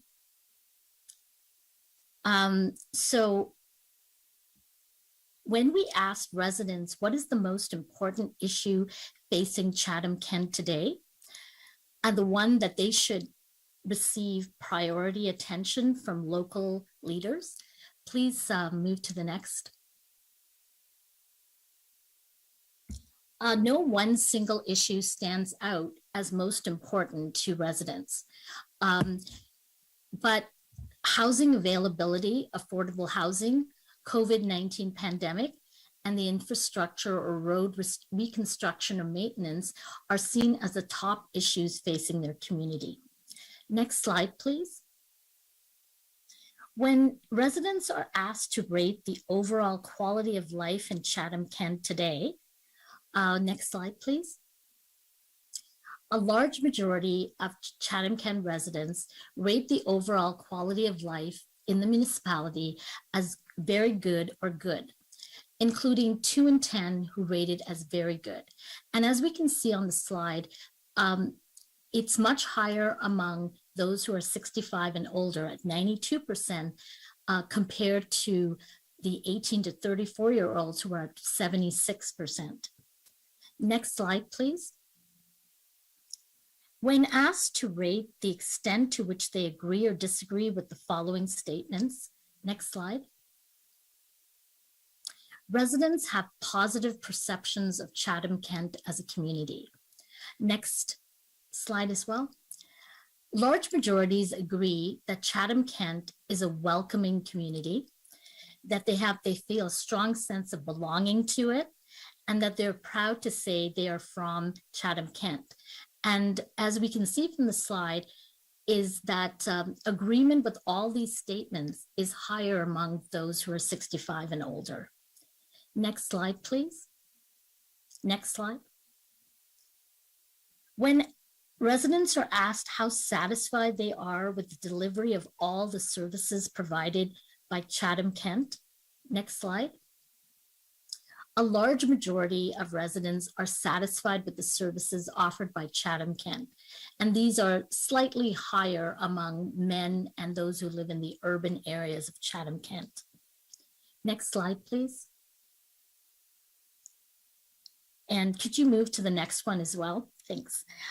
So when residents are asked their satisfaction with specific services provided by Chatham-Kent, majorities are satisfied with nearly all 27 Chatham-Kent services tested in the survey. The proportion who are very satisfied is higher for fire services, followed by ambulance services and garbage collection. And please move twice to the next slide. Thank you. The lowest satisfaction is found for social or affordable housing, with only 34% expressing satisfaction and 2/3 saying they are not satisfied, including 33% who say they are not at all satisfied. And next slide, please. Next one. And you can just move to the next one. Great, thanks. So what we do normally for a lot of our municipal clients is do what is called a gap analysis. And what it is that it's we do a advanced statistical analysis on the services and overall satisfaction with services in general. And what the gap analysis shows us is how satisfaction with specific services, how they impact on overall satisfaction with service delivery.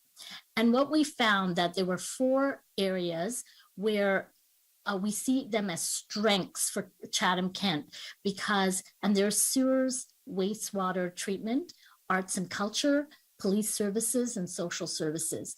And they're considered strengths because they correlate highly with overall satisfaction with service delivery, and they also receive high satisfaction levels. The one area that we feel that Chatham-Kent needs to focus on is social or affordable housing. It is an area that has a relatively an important impact on overall satisfaction with services, but the performance score in this area is the lowest. So we feel that improvements in this area would have a positive impact on overall satisfaction with services. A secondary area for improvement is road maintenance. Although this service area doesn't impact overall satisfaction as much as something like social affordable housing and the other four areas that are listed on this slide, we do think that it is an area that you have to sort of proactively address because it ranks lower in terms of satisfaction, and it is also seen as an area that many residents feel is an important issue facing the community. Next slide, please. The next one as well, and you can just move on. Yeah, thank you. So when asked to think about all the programs and services they receive from Chatham-Kent, and then asked whether they feel they get good value or poor value for tax dollars, 2/3 of residents believe they receive good value for their tax dollars. However, the proportion who think they get very good value is on par with the number who think it is very poor. That's 12% each. And we can see that there's some groups that are higher on saying they get good value for tax dollars, and this includes those 65 and older, those living in the urban and semi-urban areas of Chatham-Kent, and those who perceive they have a good quality of life in the municipality. And as we can see in contrast, those who are more likely on average to say they have their value for tax dollars is fairly or very poor happen to be those who are under the age of 65, those who live in rural areas, and those who feel they have a poor quality of life in the municipality. Please move on to the next slide. And again, when residents are told that municipal property taxes are the primary way to pay for services provided by Chatham-Kent, and asked which of four options they would like Chatham-Kent to pursue, residents are divided between those who say increase taxes, 42%, and those who say cutting services at 43%. And what we find in response to this question is that it differs by where you live in Chatham-Kent. If you live in an urban area, residents of urban areas, 41% say they want to increase taxes, and a similar number, 43%, say cut services. Those who live in semi-urban areas, 53% want to increase taxes and 30% want to cut services. In contrast, those who live in rural areas, 36% say increase taxes versus 51% who say cut services. Go to the next slide, please. And the next one. When residents are asked if in the last 12 months they have personally contacted or dealt with the municipality of Chatham-Kent or one of its employees, 43% say they have had this contact. And this number is higher among those who have incomes of 100,000 or more, those who have some or completed university, and those who have graduate or professional studies degrees. Next slide, please. And when we asked those who contacted the municipality to think about the last time they contacted the municipality, how satisfied they were with the overall service they received. And we find that a large majority of 79% say they were satisfied with the overall service they received, including about a half who say they're very satisfied. Next slide, please. And again, when we asked them we gave them a number of statements and we asked them to assess staff on contact with, in their most recent contact, large majority said that staff were courteous, they were treated fairly, staff were knowledgeable, and went the extra mile to help them. Next again. Moreover, majorities strongly agree, especially with the fact that staff was courteous and treated them fairly. The only exception was that less than a majority, 43%, strongly agreed that staff went the extra mile. Although in overall, it is still a large number, 73% who agree with that statement. Next slide, please. And so I'm just going to end with some key takeaways from the survey. So overall, the results are quite positive, especially with respect to perceptions of quality of life and their community, satisfaction with service overall and with specific services. Next, please. But there are some areas of concern, particularly on housing issues such as availability and affordability, and to a lesser extent with improvement of road maintenance. But one of the, in terms of context, many of our recent polls have been showing that housing affordability and availability is growing across Canada. So it's not particular to Chatham-Kent. This is a very high area of concern for many people. And also with the other area of road maintenance, this is one of the issues that comes up as a very as an area of concern across many municipalities. So again, it's not particular to Chatham-Kent. So other positive findings from the survey indicate that those residents who have had contact with the municipality express high levels of satisfaction with their experience with respect to the overall service received and with respect to their interactions with staff. Next, please. Another positive finding is that a majority of residents believe they are receiving value for their tax dollars, but there is a division on whether Chatham-Kent should increase taxes or cut services.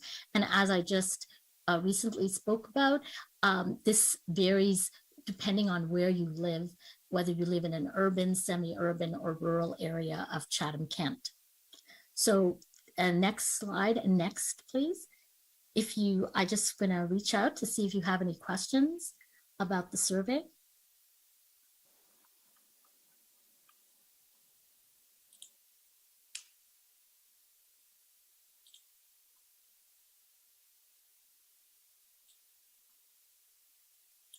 Seeing no other, Councillor Latimer and Councillor Harrigan, did you have anything to add in?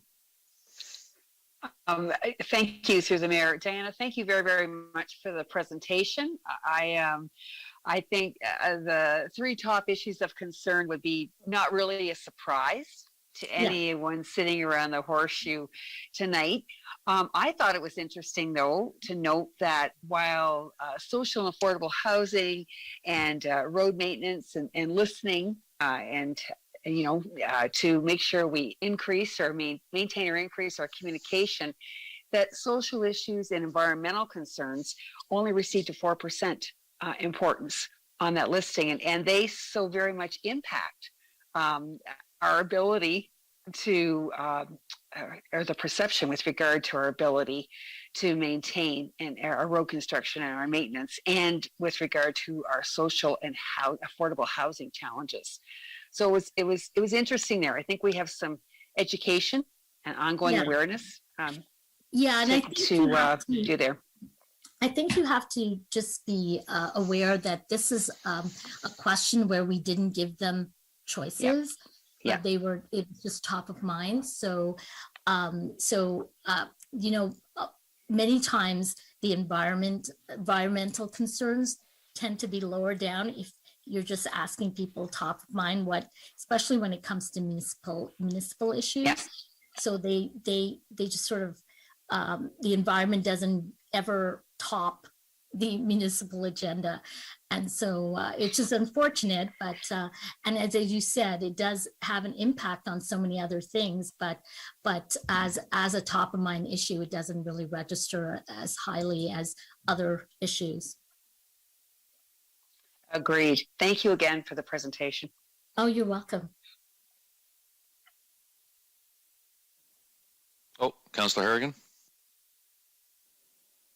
Thank you, Mayor Canna. Thank you, Diana, for the presentation. I actually believe my question is more addressed to our CAO. And I also want to call out and thank the work of the CK 2035 committee, who had come together and had a number of lengthy discussions about this survey and the importance of doing what I would call a formal engagement satisfaction survey from the municipalities. So thank you, Diana, to you and your team for the administration of such a detailed survey. Don, my question is, can you comment on the conversations that we had in committee around the baseline nature of this survey and how we will use it to measure ourselves going forward?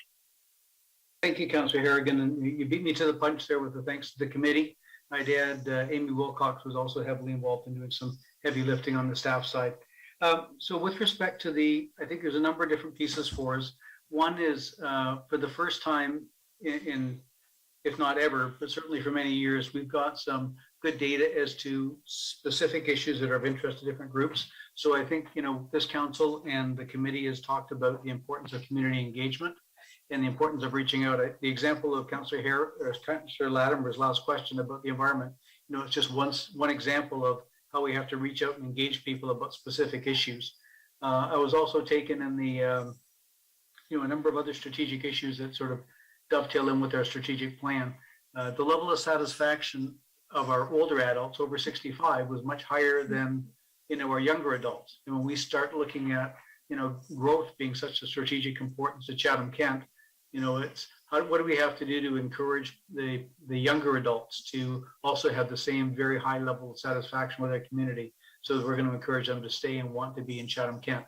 I think it starts to speak to where we have to invest not only our communication, but our time and energy and our finances as well. So I think those that take some time to read the report, our listeners, we've also included in the report to council, which was posted online, the relative level of performance that other municipalities had, sort of what's their average. So, it's very, very pleasing to see the high performance scores, and I'll probably have some challenges with Chief Chris Case with the 98% happiness rating for fire services.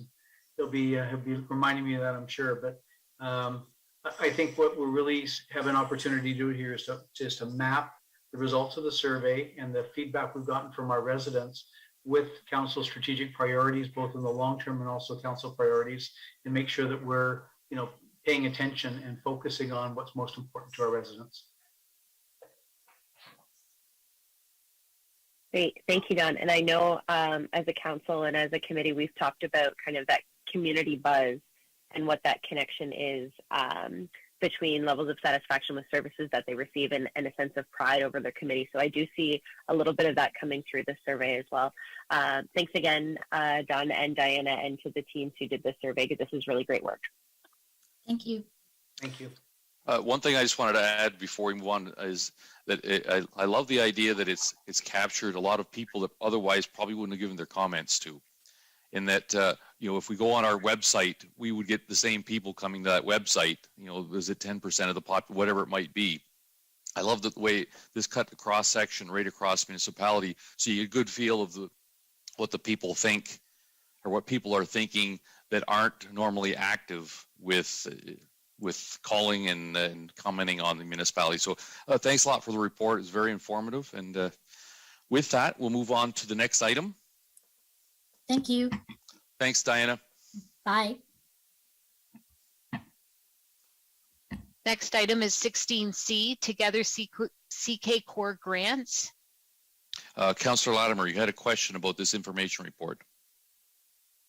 To the mayor, I wanted to ask Amy, she noted that the public information sessions to learn more about how to apply for this group, since they only have a month, I wonder when the dates would be or the times and where people would look to find that information. Thank you, Mayor. And thank you, Councillor Latimer, for that question. My hope is with this report coming to Council this evening that I'll be able to open for application submission starting March the 14th with the deadline, as you said, is very quick turnaround of April the 14th, which is a Thursday. So for people to be informed of what those public information sessions will be, I'll definitely be doing an afternoon as well as an evening session. And we hope to have that information in the media release that will be going out on the 14th announcing the program, as well as on our Let's Talk Chatham-Kent project page for core grants, where people will be able to apply for the grant there, learn more about it, and under key dates, that's where the public information sessions dates and times will be located, as well as how to access those sessions, as well as the deadline.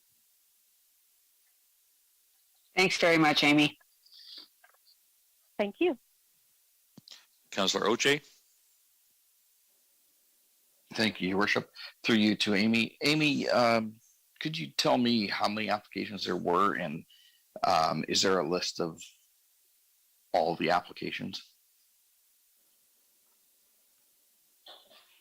Thank you, Mayor, and Councillor Oche for that question. So core grants for this new session has not gone out, so I don't have any new applications that I'd be able to report on. In previous years, there had been a handful. I can get back to you on the actual number of that, but I can confidently say that we had more applications than funding to distribute at that time. Perhaps you were maybe wanting to know about the number of applications for the other two Together CK grant program? Yes, I am. Sorry. That is correct. That's all right. So that is one of the other reports that is in section 16. And we are happy to report for the review committee that all of the applications that had applied that were eligible were recommended for funding and will be able to receive funding. There were a couple that were not eligible for a couple of reasons, and I will be reaching out to those organizations and explaining why and giving them some helpful hints for this next round in the fall when they apply. Okay, great. Thank you very much. You're welcome. Okay, seeing no other questions, we'll move on to item 17, Community Human Services. 17A, Emergency Housing, and I believe April Redyke has a comment. Thank you, Judy. I'm just going to get my video going as well. So we, through the mayor to council, we presented this report. We've submitted it. I think our team has done significant work in trying to tackle the homelessness crisis that we face here in Chatham-Kent. We, as of late Thursday, received some comments and some other alternative solutions that came into our office from a couple of community members. So we are really looking at kind of some council direction. We are willing at the direction of council to take this report back, to explore those alternative options in a bit more detail, and then return with a report that has kind of recommendations that are present in this report, in our partnership that we would still like to move forward with Hope Haven with. That's a very important partnership to us within Employment and Social Services and Community Human Services. But we would like the opportunity to explore those options that have been presented to us late last week. So we do apologize for not having those options in the report. When we were out doing all of our sourcing, looking at buildings, looking at both municipal buildings, private buildings, land, we thought we'd left no stone unturned, but we certainly are willing to take another look. We do feel that council should have all the information available to them and all the information that we have to move forward. But I do want to reiterate that these options that have been presented to us were not available to us at the time. And we do thank some members of the community for coming forward. And we hope to get back, depending on council's decision tonight, as quickly as possible. So thank you, Mayor. All right, with that, we've got a list of several speakers. I'll start with Councillor Kirkwood-White. Thank you, Your Worship. At the risk of not repeating everything that April has already mentioned, I wanted to mention that it's important to note that the report in tonight's agenda package is dated February the 14th. And it really did take some time for administration to prepare that report. It's also important to note that there have been numerous discussions between staff and prospective partners on this issue. And in fact, council members received this same report only a day before the public did. As many of you already know, I am an advocate for those who do not have the means to speak for themselves, and as such, volunteered to be an ambassador for the Indwell project. I'm extremely supportive of permanent and long-term housing for our community's most vulnerable citizens, housing with on-site supportive services, including mental health, addictions, nutrition, and healthcare. The issue under consideration is for temporary emergency housing, which is a different model of housing, but one which is a critical part of the overall housing continuum. We need both. I would like to thank everyone who has submitted an email or called to express his or her perspective about the proposed partnership between the municipality and Hope Haven. And I would also like to thank the staff and volunteers of Hope Haven for the services that they have been providing to the homeless for several years now, and for doing their very best to make a difference in the lives of those individuals whom they care for. For me, the correspondence we have received over the past 5 days, and particularly in the last 2 days, is a great example of civic engagement. However, as April says, there are still several voices who need to be heard, not the least of whom I understand have identified some alternative options for us to consider. Options that may in fact be fair to all concerned and build goodwill and better relationships with those who are most opposed to the current proposal. To that end, we need to hear more about these additional options and provide staff sufficient time to give council the information we need to make the very best decision we can make.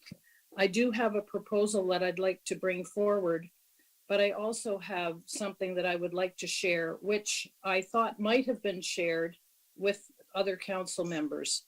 I think many of you know that I've been participating every Thursday morning in the social planning and action tables. And we were discussing last week the importance of the Indwell project.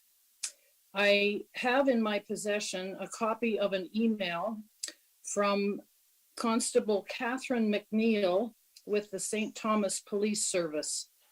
And I'm going to share some excerpts from that email. Indwell just opened up a facility in St. Thomas in September of this last year with 15 units. 14 of the City of St. Thomas residents were housed there sometime in late September. A 15th resident was not from the city, but she moved out voluntarily by her own choice in December, and her apartment has now just been filled this past month by a St. Thomas resident. What's important in this email is that for the 14 residents, they average over a 4-month period prior to their arrival at Indwell, 332 calls for service. Since they have been in the Indwell facility, these same 14 residents have only registered 62 calls. That's an 80% reduction in the calls for service. This has completely changed not only police services, but the community itself. From pedestrians in the downtown core, businesses and residents who live there. There is less garbage, less overdoses, less complaints of someone doing needles on the main street, somebody sleeping in front of their businesses, someone in their front vestibule, and numerous other behaviors that are not considered positive. So I just want to make a shameless plug for the long-term permanent housing of Indwell, and assuming that we are going to ask administration to go back and tell us more about the options that have come up in the last few days, I would like administration also to look at perhaps fast tracking the Indwell facility so that we can get these people who desperately need housing off the street and into services where they're going to get the services that they need. So I believe that Judy has a motion that I would like to bring forward. If we can show that motion on screen.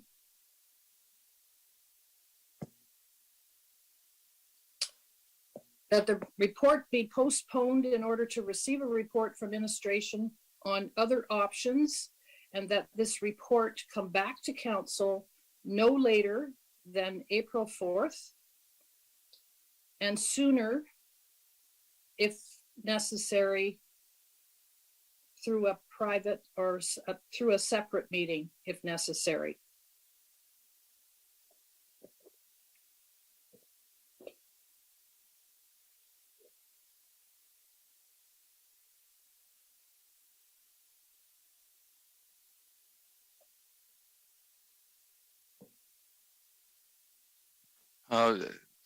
Councillor Latimer. I would like to second that. Okay. Councillor Kirkway, is there anything you'd like to say before I'll pass it over to Councillor Latimer, and then we'll go to the other speakers? No, I think it's probably just really important that we hear what these other people have to say. And if they have options that might serve us well, we should hear them. Okay. Councillor Latimer. In view of the time, I can't think that I could say it any better than what Councillor Kirkwood-White just said. So I'll move on to the next speaker. All right. Councillor Hall or Councillor Harrigan, do either of you have anything to say specifically about this motion? Thanks, Mayor Caniff. Not very much. I agree with Councillor Latimer that Councillor Kirkwood-White hit it on the head and said it very well. So thank you. Judy, I see your hand up. Yes, thank you, Mr. Mayor. We're just going to alter it a little bit, if it's okay with the mover and seconder. Instead of postponing this actual report, we're actually going to refer it back to administration to give new information or additional information. So it's just a technicality, but we've changed it to motion to refer back to administration rather than postponing the current report. Okay. Councillor Harrigan? Thank you. The first question I have to April and team is around timing. So Councillor Kirkwood-White commented around this report kind of being initially drafted in February. We're looking at a timeline with the travel lodge to May, and now there's potentially future reports coming back to us in early April. So that just raises a risk for myself in terms of timing to be able to have even a temporary solution set up in order to continue to provide housing services. And I'm wondering if staff can comment on that. For you, Mayor Caniff. Councillor Harrigan, it is a concern, certainly of myself and my team as well.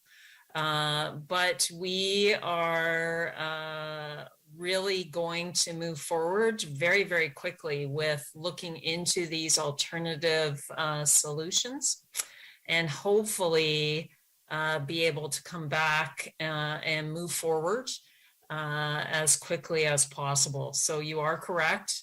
We have a deadline looming in front of us with the travel lodge, and we do need to find some alternative sheltering options prior to us having to leave the travel lodge. So we have our work cut out for us, for sure. As Councillor Kirkwood-White indicated, we can hold a separate meeting at the agreement with council. If we have information sooner, we would rather get back in front of council sooner rather than later so that we can move forward. So we've got some work to do for sure. Okay, thank you. I had sent in other questions about the partnership with Hope Haven or the kind of current challenges we face, but I will I'll save those. I'll hang on to those until we see this future report. The concern here for me, and I'm sure also for others around the table, is I can count the number of days between now and April 4th, which is great for my garden, but not so great for the work that needs to be done here. Councillor Sakachi, followed by Councillor Bondi. Thank you, Your Worship. Actually, all my statements have generally been made, Mayor Caniff. Just one quick comment I just wanted to make directly to Dr. Riedijk. I just wanted to comment on you specifically in regards to how big of an asset yourself and your team are to our community. I know you are working very tirelessly to try to come up with a solution. I greatly appreciate the after-hours calls and talking through some of these challenges that so many are facing in our community. And I just publicly wanted to recognize how major of an asset that you are to our community, Dr. Riedijk, and your team. So publicly, I just wanted to say thank you very much, and I look forward to this fulsome report. Councillor Bondi. Thank you, Mayor Caniff. My question is regarding this motion. A report will come back on other options. So my question is, will Hope Haven still be one of those options? And secondly, kind of a related sort of same question, are other options that may not be on the radar of administration at the moment, could they also be included in that? The reason I'm bringing this up is I've had several people suggest to me that maybe the former Victoria Park School might be a logical location. And I'm sure there's others, and we heard about St. Agnes as well. So that's my question. Is Hope Haven still on the options list, or are we abandoning Hope Haven altogether? And the other options, are we still open to suggestions and referrals from others? Thank you. Thank you, Mayor Caniff. Councillor Bondi, those are great questions. So thank you for asking them. Hope Haven has been an absolutely amazing partner over the pandemic, and we hope to continue that partnership as long as possible, and as long as we continue to work with them to provide services to the homeless and most vulnerable in our community. So I too hope that Hope Haven will be part of whatever option council finally chooses. They too have a very strong housing first philosophy, and their goal really is to assist people finding permanent housing. So they are a separate entity from the municipality, but we hope that they will continue to partner, continue to work with us, and that jointly we will continue to work with all of the other community organizations and services in this community. You heard from lots of them tonight that are working really to end homelessness. I will say that we did not tackle this, the available properties. If you remember back in December when we brought housing and homelessness reports to council, we indicated that we were going to begin looking at every property that was available to us, every property that was for sale, every building that was for sale, every municipal building that could possibly be turned into a temporary shelter until affordable housing has the opportunity to catch up. And so we really feel that at the time we left no stones unturned. We'd be a number of the places that have been talked about or mentioned. We did actually explore a number of those options already, and none of them were suitable and or available. So these two kind of the alternative options that have come forward to us in the last couple of days, they were not available to us when we went out doing our search. And so we do want to take a bit of time to make sure, to take a look, to explore further. But I do think that that deadline is looming, and very shortly, council's going to have to make a decision.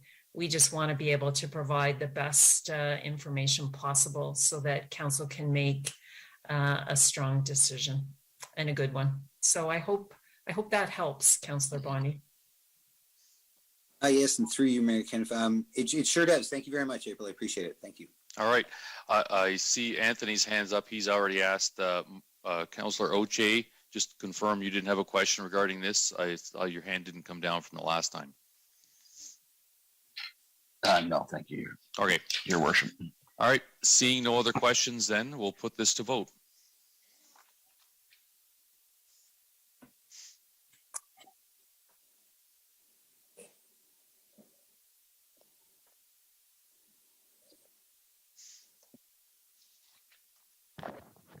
All votes are in. Motion passes 16-1. With that, we'll move on to the next item, item 19, infrastructure and engineering services.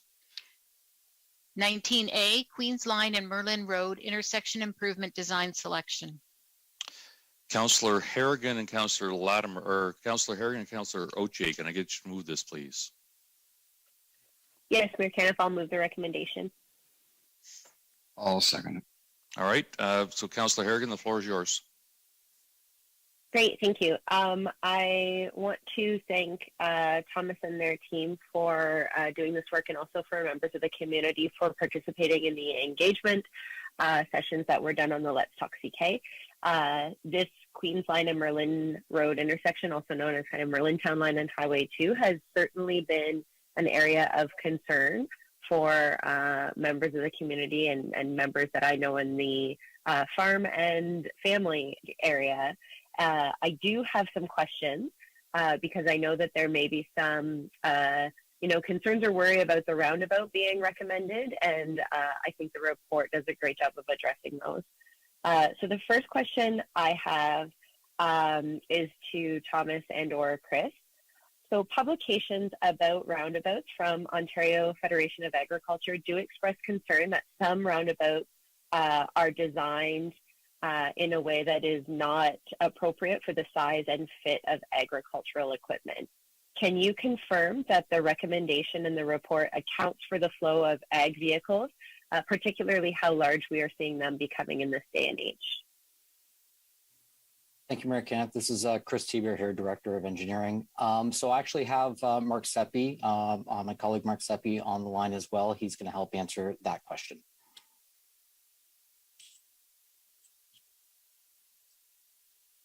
Thank you, Mayor Caniff.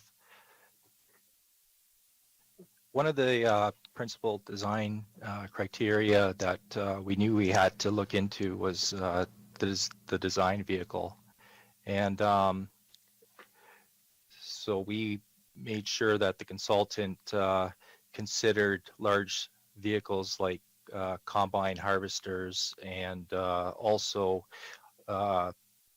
longer vehicles that could be coming off the 401 in case of a emergency detour activation on Highway 401.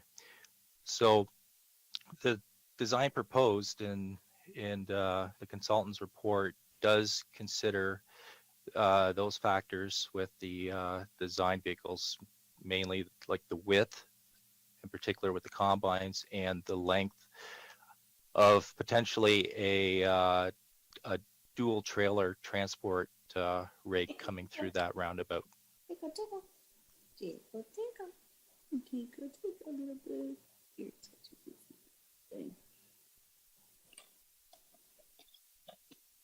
Thank you. And can you speak to other communities or evidence that roundabouts in rural areas can be safe and successful for farmers?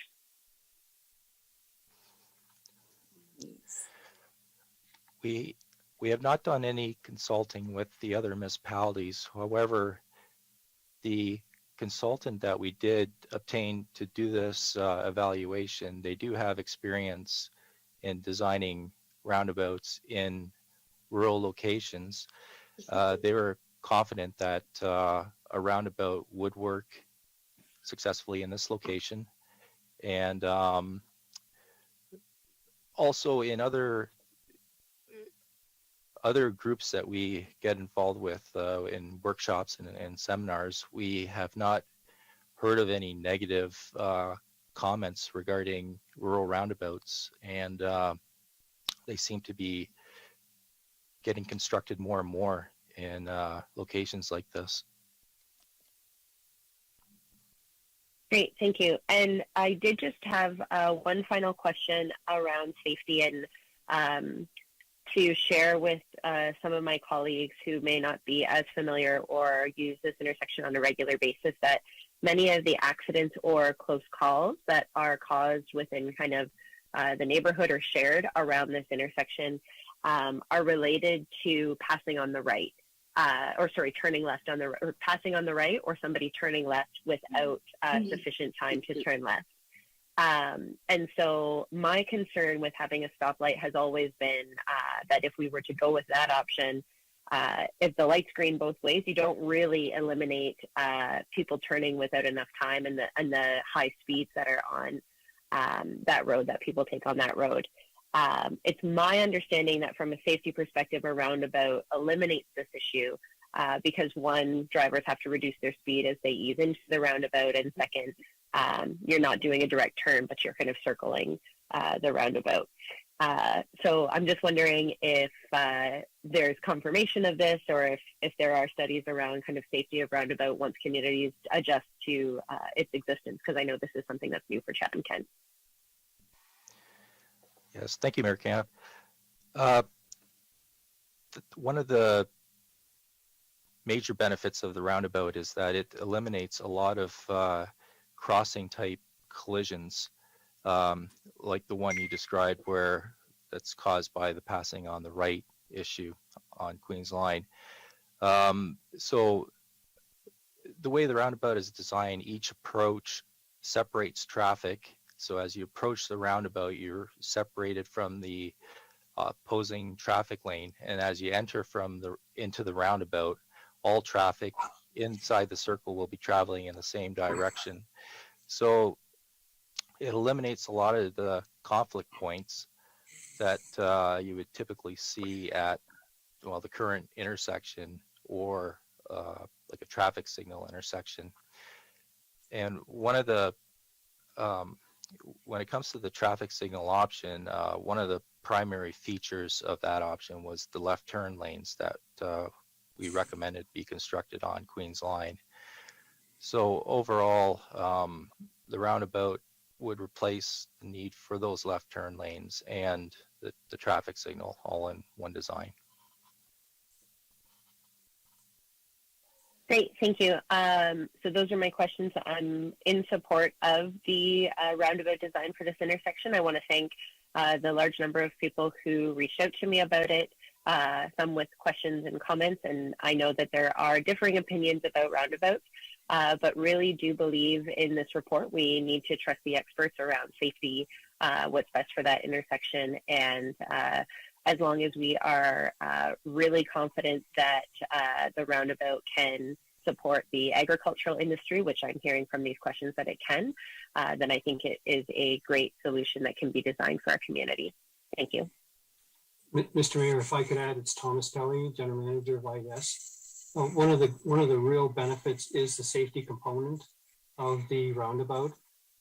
Most of the fatal accidents, if you talk to our police officers, occur within the intersection when we're probably all guilty of it. You see a yellow light, you try to rush through the intersection, and that's a major benefit of this technology. You know, with the Innovation Committee too, we've been asked to look at new ways of doing things. In this particular case, we've been able to come up with a solution that is less capital costs, less ongoing costs, and it really is more reliable too, because we've been lucky, we haven't had those ice storms and down power lines and so on, but they always create havoc on our traffic systems. But the big benefit is safety. And what you get in a roundabout is the worst case is you get dents in your vehicle, but you don't get those fatalities. So that's a big benefit for the community. We're actually very excited about this opportunity. I know it's new for a lot of residents, but if you look in Kitchener or Collingwood, and it's becoming very, very popular, and certainly in Europe, they've been at this a lot longer than we have, and they're extremely popular there. So one of the things that we're going to look at too is there are many videos now of training of how to properly use a roundabout. And once we get closer to implementation, we'll be bringing those out and promoting that as well for residents. Thanks very much. Councillor Oche, followed by Councillor Latimer. Thank you, Your Worship. I guess one of my pet peeves here is the fact that we did a survey, and the larger amount of people that actually did the survey did not want this as a roundabout. So I guess we're just going to throw that out the window. But secondly is Bell River Road and the old number 242 has a stoplight at it. Very busy intersection, just like Millingtown Line and basically the number 2. So I'm not understanding what the difference is there. So maybe somebody could answer that for me. Thank you, Mayor Kent. This is Chris Xavier here. Can you repeat the intersection again? Bell River Road and the old number 2 or 42, they call it now. They have a light there that they don't seem to have the problems that we have at the intersection right now. Of course, we don't have a stoplight. So, thank you. So yes, I'm very familiar. Actually, I live right around the corner from that intersection. It's that intersection and the rationale for why they installed lights at that intersection. Obviously we don't have the answer to that right now, or know the reason or rationale as to why they move forward with that type of design. I know those lights have been there for a very long time, and well before the roundabout kind of technology was really kind of being introduced and utilized more in Ontario. So it's hard to kind of comment on the history of that particular intersection and why they made that choice to go with the lights there and continuing with the lights at that intersection. But that's fine, because I never give you the information to sorry, and I should have, but that's no problem. I understand, but it is similar as far as traffic goes in that area. Yes, yeah, the traffic is very similar. It is an EDR as well. For the 401, it does receive a lot of agricultural and transport truck traffic, primarily in the one direction, traveling on County Road 42 or number 2 there, which is very similar to what we're dealing with here with Queens Line and Merlin Road. But Again, we did look at the both under this report and with the recommendation of the consultant and all the other positives and benefits identified in the report with the roundabout for this particular area is why we're making the recommendation for the roundabout tonight. Okay.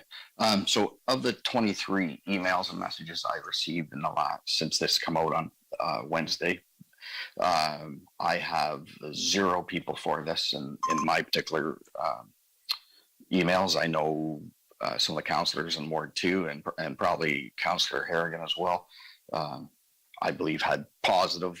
So I'm not going to argue that, but I'm just letting you know what I've received from the many Fletcher area people. So we're putting this here, but now why did we not do a roundabout on Kyle Drive and McNaughton, Kyle North? Thank you, Mayor Kenneth. So Kyle Drive and McNaughton, a roundabout was considered for that intersection, and maybe I'll maybe let Mark Seppi, who was involved with the traffic report for that particular intersection, speak to the dynamics and the rationale as to why we did the traffic lights versus a roundabout there. But to your other comment, obviously about the roundabout, I know the comment was already made about the number of conferences that I've been to and discussions with a lot of other municipalities throughout Ontario that have these roundabouts in rural areas on very similar roads with high volumes of transport traffic and agricultural traffic. It was very difficult for them as well. And that was even noted from our consultant who has worked on many of these projects all throughout Ontario. Very difficult for working with the public and trying to explain to the public a new technology like this. And this really is new technology, and the fear of the new technology and ultimately proving that this technology will work. And with the implementation of them in the various communities, we've heard nothing but success stories and nothing but great news stories on their use and how they can accommodate the transport traffic and the agricultural traffic. So we're hoping that this proves the same here for this particular intersection. And I'll let Mark Seppi maybe speak to the Kyle Drive and McNaughton Ave intersection. Thank you, Mayor Caniff. Unfortunately, my recollection of the selection of the traffic signal isn't, I'd have to review all the reports and studies that we did. I do know that one thing about that intersection is the majority of traffic is flowing northbound on Kyle and making that right turn onto McNaughton, and also westbound on McNaughton and make that left turn onto Kyle Drive.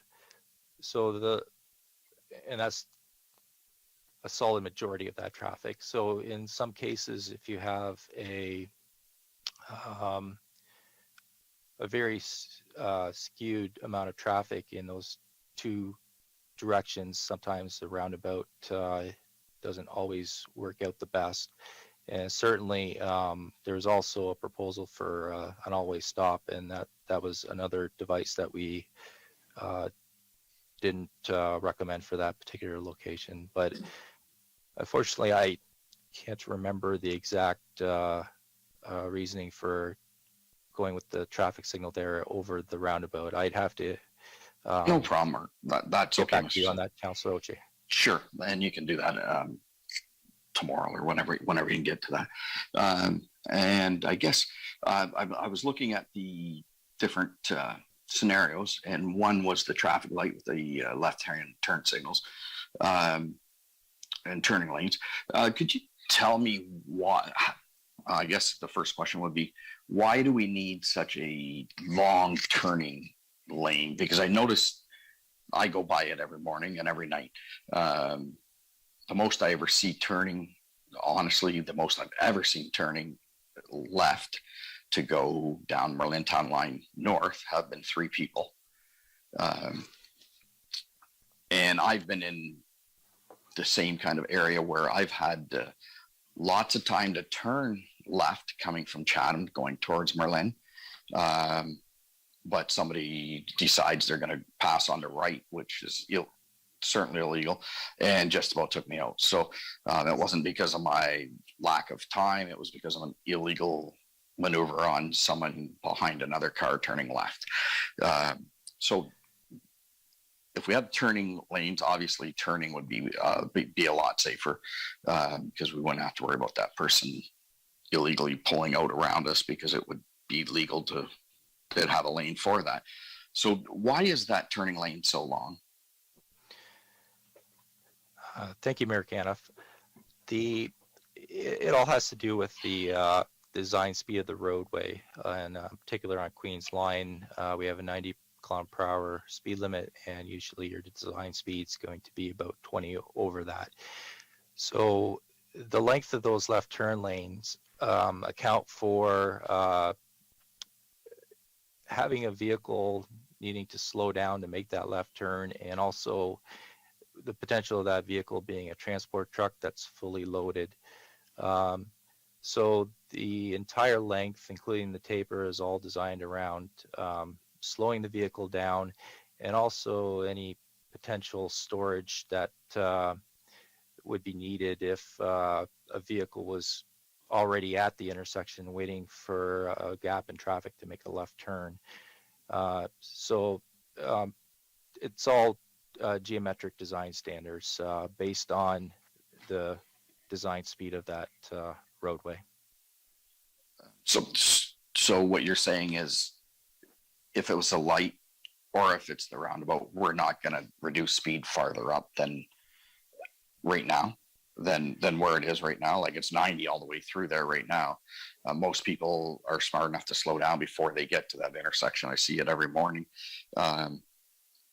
But I would think we're going to drop the speed to 60 km/h farther back, at least at the beginning of the row of houses along that intersection. On the west side of Merlintown Line, would we not do that? Well, no, actually, our intention, whether for the roundabout, is to design it for the design speed of the road as it is current. One thing to note about the roundabout and its design is it has natural traffic calming qualities just in the design of the approaches, and all traffic that enters the circle enters under a yield condition. So really, just like any stop sign that you may approach in the rural areas, there's going to be signs and markings, and the approaches will have median islands that serve as a gateway into the roundabout that will slow traffic down as they enter the circle. So no, the roundabout will be designed for the current speed limits on both roadways. So somebody's going to be coming into that could be coming into that at 90 km/h. Is that what you're saying? Well, approaching on those roadways, but as they get closer to the roundabout, there's features that are going to be designed in the roundabout to slow traffic down. As I mentioned, currently, for instance, on Merlin Road, the speed limit is 80, and vehicles need to come to a stop sign to a stop. So it's similar to that. Actually, Mr. Seppi, is not the Merlintown Line south, it is 90 kilometers as well, is it not? Coming up to that stop sign, just the north is 80 km/h. It's it becomes a 90 km/h road south of Fletcher. It's between Fletcher and Merlin. Okay, I'm gonna take your word for that, because it must just be because people are driving 100 down there as it is. So, okay, that's fine. Now I noticed, like you said, there is things to slow you down, and kind of divides the highway or the road as you come up to it. Now, is that wide enough to fit in, say, like an 18-foot wide combine through there, like just into that single lane before it even gets to the roundabout? Thank you, Mayor Caniff. If I could, I'd like to share the screen. I do have a a drawing, which is also in the appendices of the report. But this drawing,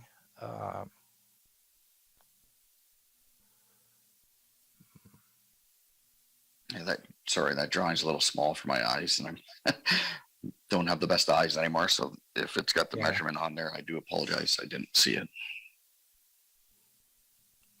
yeah, unfortunately, I'm.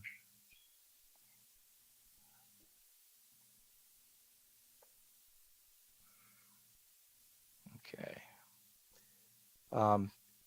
Councillor Orchie, can you see this? I just see you, Mark, your lovely face. Oh, okay. I'm not sure. I'm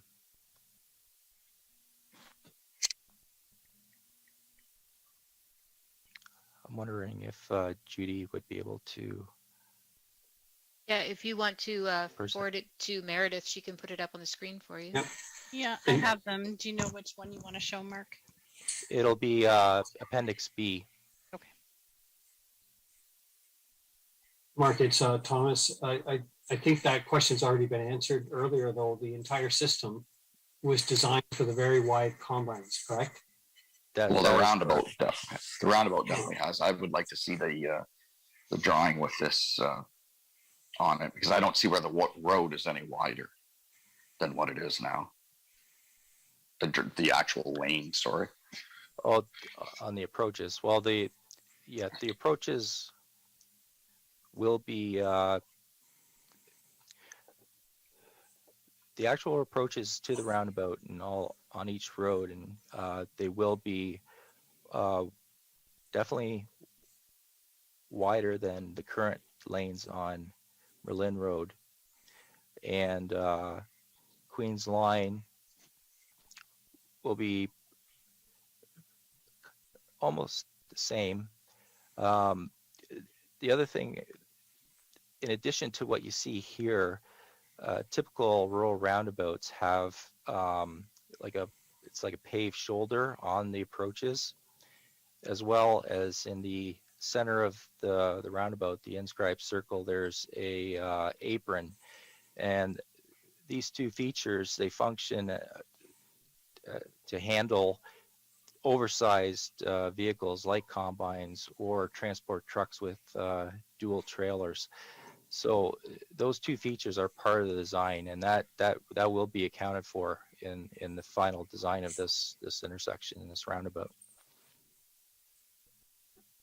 If I could add quick, thank you, Mayor Caniff. So what you're seeing on the screen right now, and I know it's difficult without Mark having control, but the gray areas, or the gray shaded areas kind of leading into the roundabout, those are the what we're calling those traffic calming features. So essentially, once the vehicles traveling at 90 kilometers an hour on Queen's Line enter into that zone and run into that concrete kind of median in the road, that is that natural element of traffic calming that we're talking about that's going to slow drivers down and motorists down before then entering the roundabout and entering into that yield scenario of the moving traffic circle.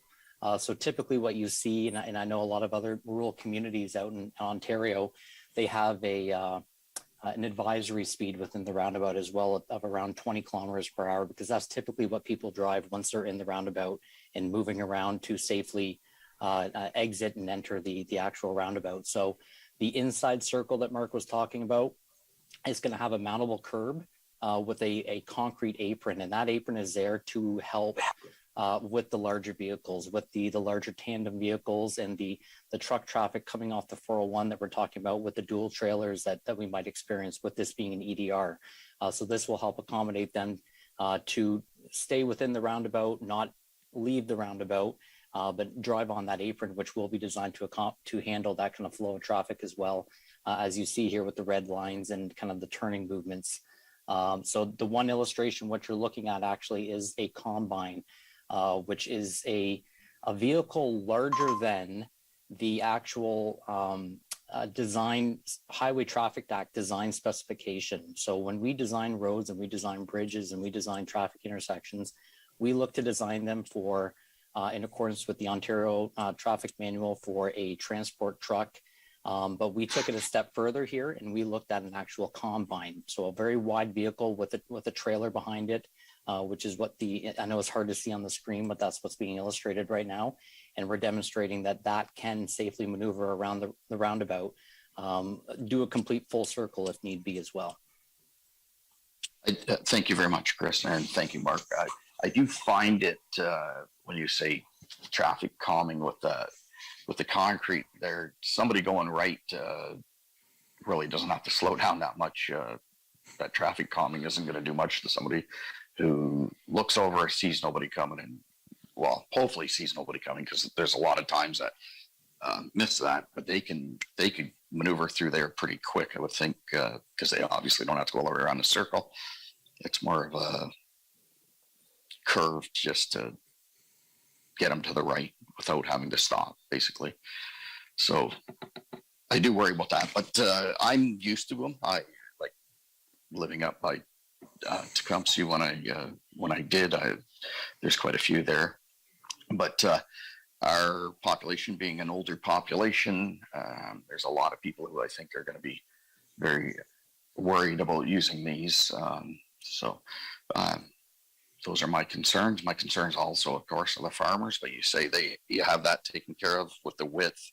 I'm just worried about somebody who's coming, say, from the west to the east, or vice versa, east to west, and you got a tractor in there that has 3 or 4 loads of, say, beans in wagons behind them, and somebody who's impatient on a 90-kilometer road that decides that they're going to try to pull out and beat the tractor. And just, to me, it's very worrisome. That's all. Thank you.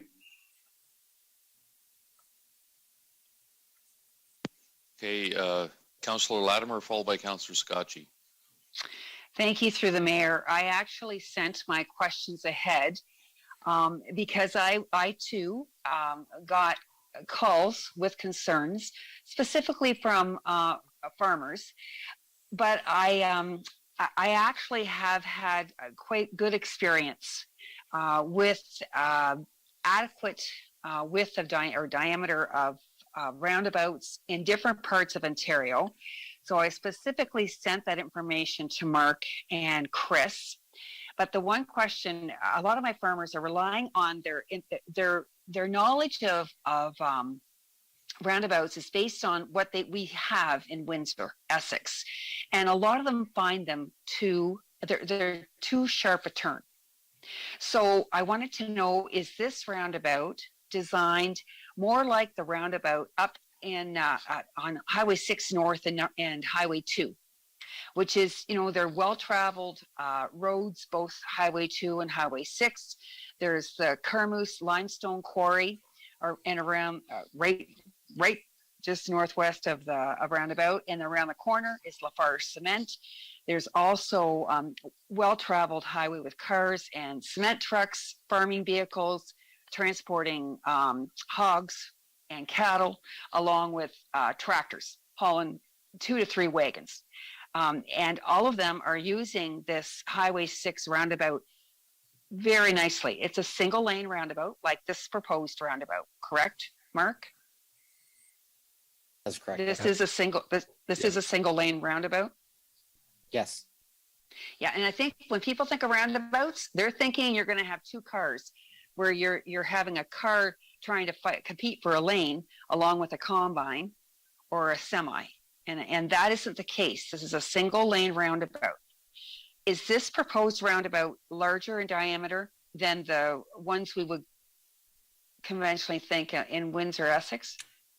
So thank you, Mayor Camp. I'll start, and thank you for your question in advance. We did research and take a look at that particular roundabout that you made reference to, and actually in just a high level comparison, we're approximately 5 meters wider in diameter proposed for this location than the one that you provided, that's operating very well out there.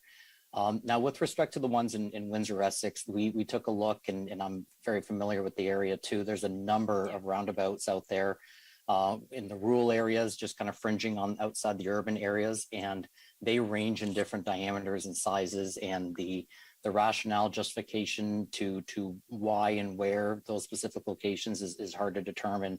But we are going to be generally larger than a lot of the ones in Windsor-Essex. Of course, excluding the major one on the Windsor-Essex Parkway project, which is a double lane roundabout. But that's not what's being proposed here. Like you said, this is for sure a single lane roundabout, and a diameter a little bit larger than the typical ones that people are seeing in Windsor-Essex. That's good. I think that's very important because people in this municipality do not have a good handle on roundabouts. And certainly I don't think they're aware that this is single lane, and that if I wish so that I had taken a video with my phone all the times I've gone through that roundabout, because I've had several experiences over the last 4 years. I have family members that live up there, and it amazes me the flow of traffic. It never stops. It never stops. Yet I have never seen an accident there, although when there are accidents, they are of less severity, significantly less severity than T-bones that often occur where lights are. And the biggest thing I notice is that it naturally, as you've tried to explain to us, that the speed does calm. And I know that's hard to, explain that. And again, I so wish we had video footage of that particular intersection. I wish I would have thought of it earlier so that we could have brought it forward, because I think number 2 and number 6 roundabout is closer to what you're proposing here than anything that I've seen in the neighboring municipalities. I really do want to support this, and I want to reassure, and I tried to reassure the individuals who called me. Frankly, they're relying on it's a fear. It's a fear of anticipated negative experience based on what they've felt when they're in their cars trying to go around those roundabouts that are dual laned, and they just can't imagine taking a combine through. I do have a question I think Mark was trying to get at in the approach of the roundabout. Right now, we see several times, or we see combines that are beyond our road widths, right? So I think that's what he was trying to ask, is that are you sure that this roundabout is going to accommodate an oversized vehicle in the approach? Yes, thank you, Mayor Caniff. Yeah, again, an oversized vehicle like a combine is a critical design restraint that we need to look at in the final design. And typically roundabouts, they have auxiliary features like the paved shoulder with a mountable curb, and in the inscribed section, or the center of the roundabout, that circle, there is a concrete shoulder or apron that a larger vehicle can run up on a mountable curb.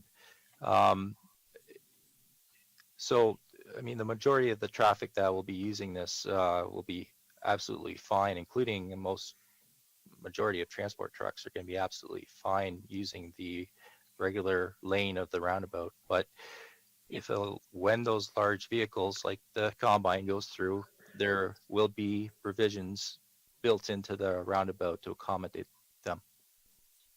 Yeah, if you're telling me your diameter of proposed roundabout is 5 feet wider than what's up at number 6 and number 2, I don't think you're going to have problem with your transports, because those cement trucks, Lafarges, and the cattle transports and the hog trucks I've watched, and although they go slow, well, everybody automatically slows down.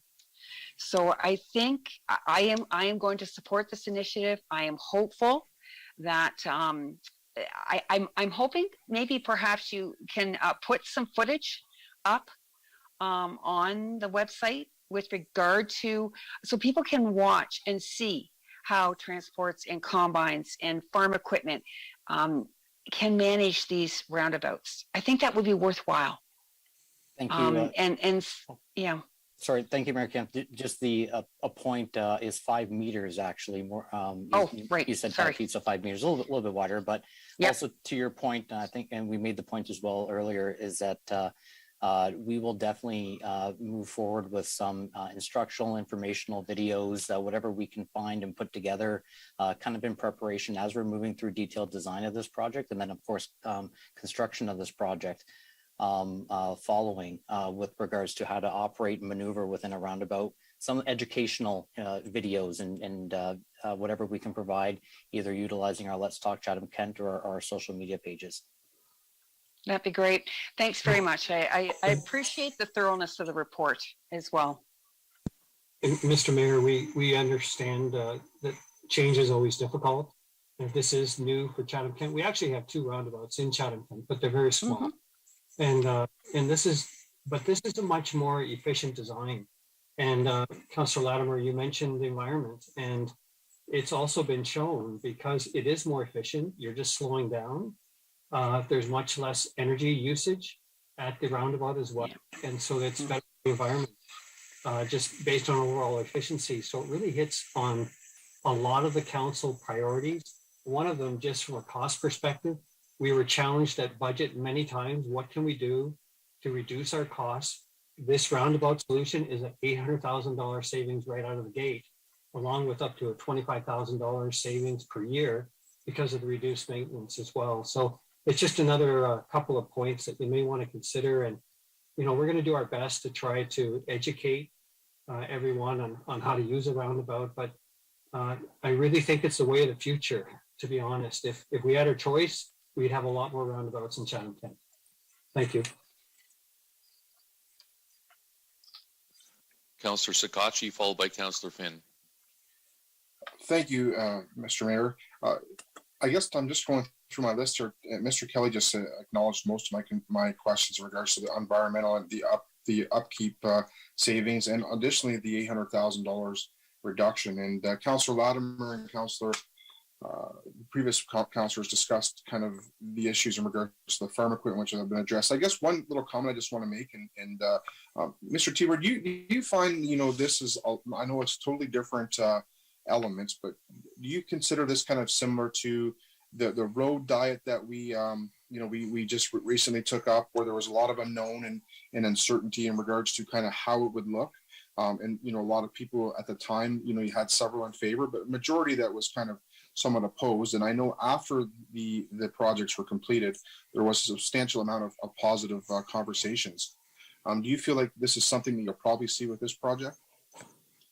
Thank you, Mayor Kennedy. Yeah, thank you for bringing up that recent project. That's a very great example of a new technology in the traffic and transportation kind of realm of engineering that we implemented. And again, not really getting a lot of positive votes in favor of the change because of the fear and the concerns. And then following the implementation of that particular project, the road diet, we've received nothing but positive feedback and great success.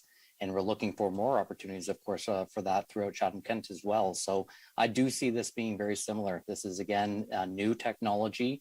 We do have traffic circles or smaller roundabouts within Chatham-Kent in the urban setting for cars and light duty trucks, but nothing to this magnitude. So this is really I think a big milestone here for Chatham-Kent, like what Thomas just said, and really looking forward to seeing the success of this rolled out. We wouldn't be recommending it if we didn't believe in it ourselves. And we really stand behind our recommendation to move forward with this particular design. And we're confident of the success and the outcome that it's going to have. And hopefully then that will then spawn maybe future decisions for other intersections throughout Chatham-Kent as well. Thank you, Mr. Teeber. To be completely transparent, before this report was received, I was very much opposed to the idea. I think that you and your team did an excellent job addressing all the concerns from a farming perspective and environmental and cost savings. And as Mr. Kelly indicated, this ticks all the boxes, and we really have to look at in the community, we know our challenges in budget.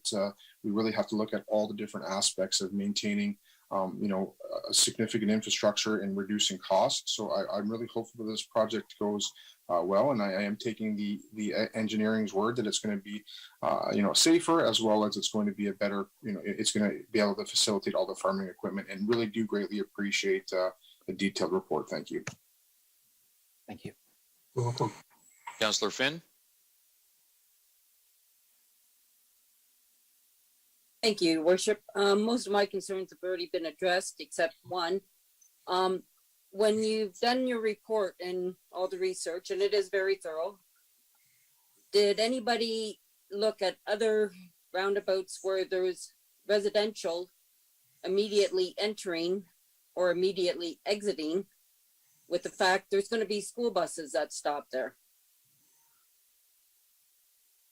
What's the visibility coming through that roundabout at 6:30, 7 o'clock in the morning with a school bus that is stopped right at that very first residence? Not knowing if there is one, but there is a possibility.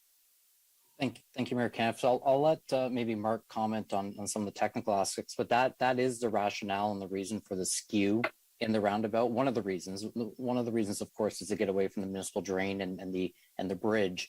But the other reason is to help aid with the sight lines associated with this design. So sight lines were taken into consideration for both the roundabout as well as the traffic, the signalized intersection options. And that is the reason for the skew, is to provide that sufficient amount of sight lines and clearance for safe maneuvering and safe travels within the roundabout, and for exiting and entering, and of course, taking into consideration the surrounding elements, including the residential properties. Mark, okay. Anything more to add on that, or? Thank you, Mayor Camp. I agree with all that. And I think the key thing is any vehicles that are exiting the roundabout will have significantly slowed down, in particular on Queen's Line. Any of the vehicles coming out of the roundabout heading west towards those residential properties will likely be going much slower than they are now. I just know at that point in time in the morning, it's very busy. So yep. Thank you. And the actual alignment of Queen's Line is going to be pretty close to what it is now. Most of the alignment changes will be on Merlin Road. Okay, thank you.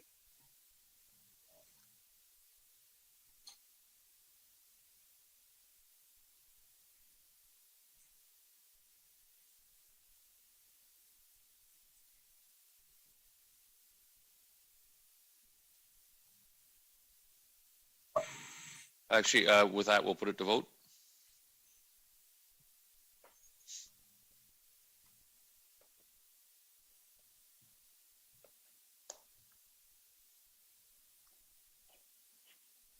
All votes are in and motion passes 13-3.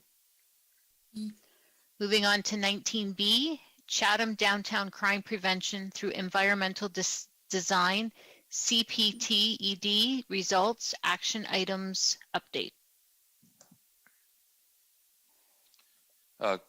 Councillor Crew. Thank you, Mayor Canna. I'd like to first start out by thanking Thomas and his team for all the work they did on the SEPTED audit. That was actually the second time that audit had been done. And the first time there wasn't very many of the noted items that were addressed. And this second time, it took a little longer, but it was really worth the wait, because when you look through all of the municipal items that were on that audit, there was quite a few. There's still a few outstanding, but I trust that they are going to complete that. And now, one thing, Thomas, I spoke to Thomas today, and I'm on the Downtown Chatham BIA, and there's been a lot of concerns raised about the lighting over the sidewalks. Now, we have all brand new lighting downtown, but it's LED lighting, which is more directional. It doesn't flood like the traditional high pressure sodium lights. And so we lost a lot of that flooding light onto the sidewalks. I took a walk down there last night, and there was a lot of, I could see where the concerns were. The only time I felt like there was enough lighting on the sidewalk was when you went by a storefront that had their lights on. And that's really good that stores partner with the municipality and people to make sure everything's safe. However, when we look at safety and some of the concerns that have been raised by some of our downtown businesses about customers and people feeling safe, lighting is a huge part. I think, and I'm not going to go into a bunch of detail about this, but I did come up with a motion speaking to Thomas today, and I sent this in. So the motion is that staff work with Integris to investigate overall sidewalk lighting and recommend improvements to the downtown BIA area. This report and recommendations be returned to council in September 2022.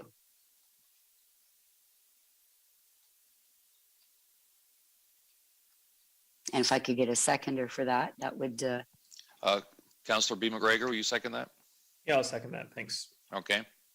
Anything else you want to say, Councillor Crew, and then I'll move on to the No, rest of the list. no, I just appreciate all the work that's been done. And when I spoke to Thomas, he said that we could do an overall, get some real data on where the lighting concerns are and make sure we're doing the right thing and where we can make some efficient changes, maybe, to improve our downtown and make it much safer. Councillor Latimer? Thank you to the mayor. Well, Councillor Crew and I didn't even talk, and she beat me to the punch because that was my concern. I just saw this as a living document, but I too walked through the downtown in the evening, and I was concerned as well because I've received a lot of feedback from both our downtown merchants and other people who are visiting our downtown. So I'm really pleased to support this motion, but I wanted to ask a question because I had a number of people ask me, how do we report issues? A lot of them saw that broken rail down on the river, and they wondered it says it's going to be fixed in 2022, but what's the mitigation that's happening right now so that we don't have an issue, particularly with a smaller individual or a child. And I wondered where the 311 signs are, how we signal to people where they put their concerns or when they're walking down, so they know they can just get on their phone and call. Thank you, Mr. Mayor. So that's the right process, is that they can dial 311. Sorry.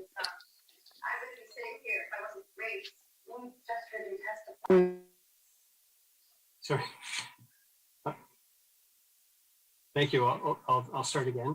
So that's the right process. Any issue that exists like that the public sees, to please dial 311. And that is covered 24/7, around the clock, 7 days a week.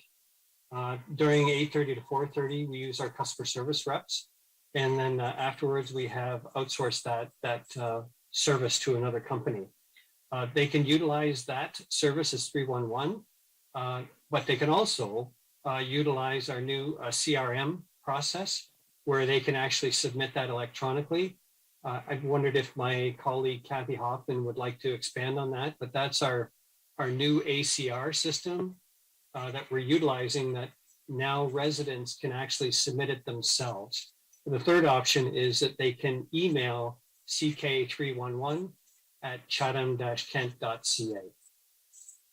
Kathy, did you want to expand any further? Mr. Mayor, Thomas, you said it well. Thomas, is there signage downtown indicating that? For 311? No, I don't. Yes. I do not. So it's something we could consider if you like, but that was brought to my attention. But how would anybody know? And particularly visitors, because they often would pick something up that we automatically just walk by. Yes. So, Mr. Mayor, thank you. So the intent of going with the 311 was that it's like 911, right? Anytime you have an issue, 311 is the number you dial, and that's something that we just implemented about a year or so ago. So I can talk to my team if you like. Really, if council believe that's a strong need, we should probably have it in every community. We haven't had that request before, but I'm happy to look at it. There would be a cost certainly to create all the signage to do that and where it would go. So I'm not sure if a motion might be appropriate, but at this time we've tried to just promote the use of 311. Hopefully when we have visitors come in, they also are using the 311 system in their municipality.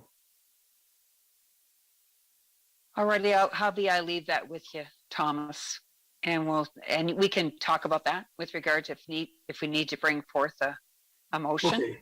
Okay. What about the mitigation effort? I had a couple people talk to me about that rail down by the river. Apparently there's a missing rail. Thank you, Councillor Latimer. I'm not aware of it, but I will certainly follow up first thing tomorrow on it and make sure we get a mitigation in place to ensure that safety is maintained. It was not brought to my attention previously. Thank you. It's actually on the chart. I saw it's on the report, and it just says it just said to be fixed in 2022, but there was no note of the mitigation. Okay. Yeah. Very good. So that's fine. I can follow up with you on that. Okay. Thank you. Councillor Scacchi. Thank you, Mayor Kenneth. Mr. Kelly, just a quick question to you, not necessarily regarding the report. So the current motion that's on the sort of recommendation that's on the screen right now, I've sent I would say at least 3 concerns over lighting over in the past in different areas. When the lights were changed to the LED, if that's what they're called, the LED lights, there's been a significant amount of loss of lighting, and I know that I've sent a couple either through the ACR process. So what would be the normal process for somebody in a community who don't think that they have sufficient lighting? I know I brought this up several times around the arena in Blenheim, and the investigation was just a staff member walking around saying, nope, the lighting's okay. So can you just tell me about a little bit about the process when someone, especially a councillor, brings the concerns of lighting in an area? Thank you, Mr. Mayor, and thank you, Councillor Scacchi, for the question. So the right way to do it is to actually do some photometric analysis of the area. It's just that's very time consuming. We work with our partners Integris on that. And because of the number of requests we have like that, it's been very challenging for us to get to all of the requests. So I'm going to suggest on that one, I will contact my colleague, Jim Hogan, and see if he can assist with some of that so that we have a process that we work through when those complaints are there. We've had sometimes complaints which there is sufficient light and other times there may not be, but we really need to get some level of standard. That's something we put in our development standards from going forward. But I'd like to take that one back. I feel that we could do better in that regard. And I'd like to work with my colleagues at Integris to see if we can come up with a better system. I greatly appreciate that, Mr. Kelly, and those ongoing improvements, because I definitely think that when I've had those requests, it's literally, they really haven't been addressed at all. So I do appreciate that. Thank you. You're welcome.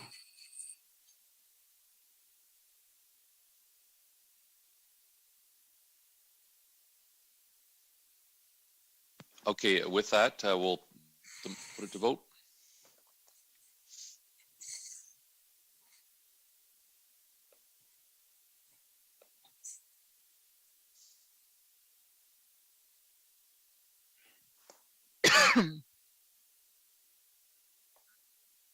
Is there one more councillor who needs to vote? I only have 16.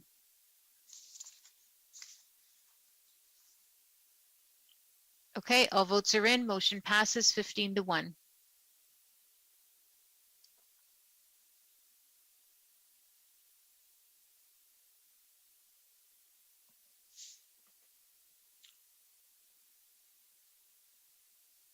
Moving on to corporate services, we have 20B, motion by Councillor Latimer regarding compressed work week model. Councillor Latimer, floor is yours. Thank you, through the mayor. Really, the whole idea behind my notice of motion was to explore alternative work models in a quest to optimize productivity while promoting a sustainable work-life balance for our employees, while ideally improving efficiency and lowering our service costs for our ratepayers. I think it's important to note that this is not, I didn't put this forward to see any current employees put out onto the street or done hard by. I think it's important to note that, of course, not all of our employee positions would even be considered eligible for being considered for the compressed work week. And I think we also have to, I'm sure Ms. Hobman would agree with me, that we would, of course, have to honor our current long-term employee benefits parameters when we're taking into consideration any going forward with any compressed work week for any position in our organization. So I'm hopeful that my fellow councillors will support this. It merely is bringing forward an information report, viewing our the past 2-year pandemic service adaptations, our working from home, and as Jim Hogan said tonight, the right to disconnect legislation, all that has to be taken into consideration, and it's just a new way to work. So I think now's our opportunity to look at this and see whether or not it would be something we want to go work towards. Councillor Wright, do you want to second this?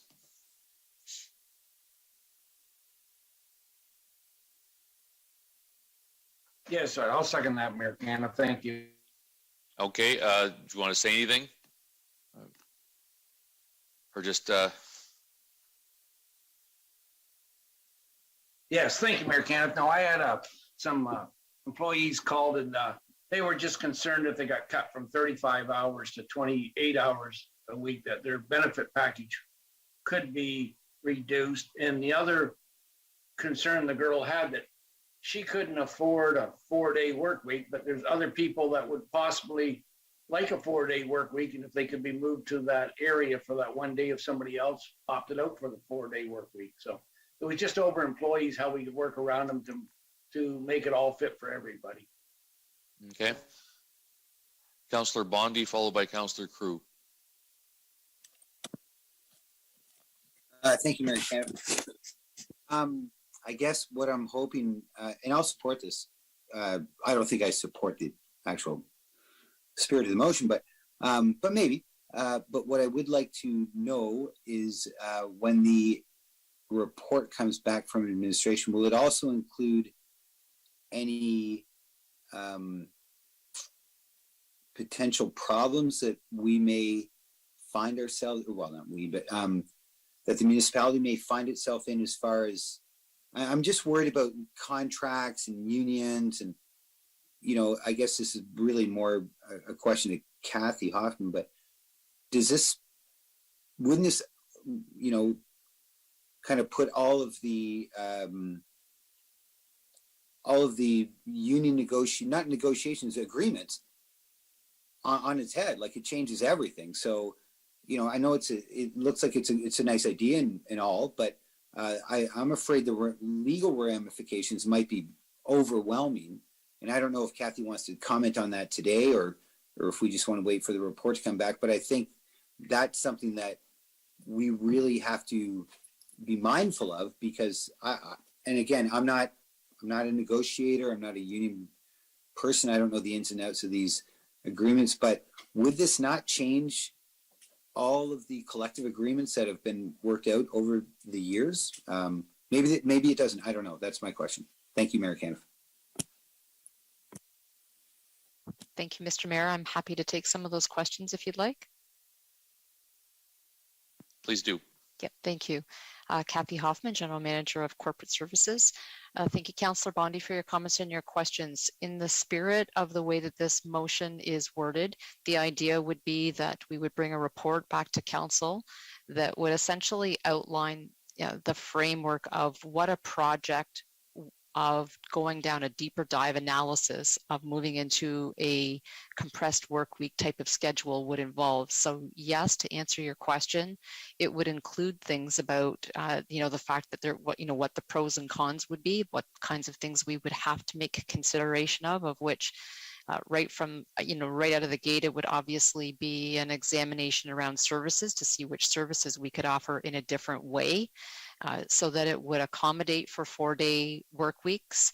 And those then would be tied to staffing in the way that we deliver services. So all of that would eventually have to be analysis done on it. This report, remember, is simply a report that would outline what component pieces would go into a deeper dive to consider a compressed work week schedule. And so, yes, it would identify the pros and cons that would need to be considered. Great. Thank you, Mayor Caniff. Thank you, Kathy. That's very helpful. Thanks again. You're welcome. Councillor Crew.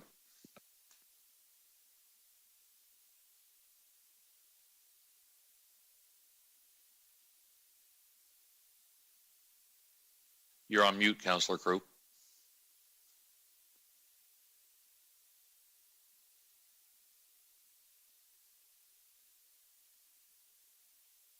We can't hear you.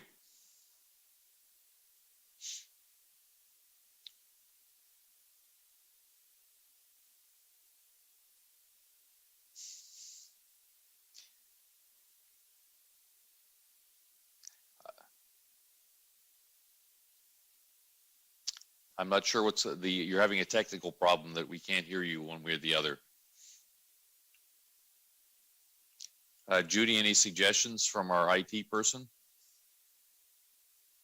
Quentin, are you there?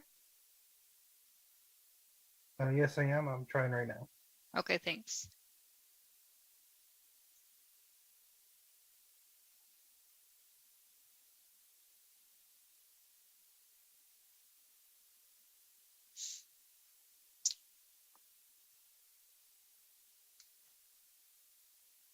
Councillor Crew, do you have your earbuds muted maybe, and it's just a double mute?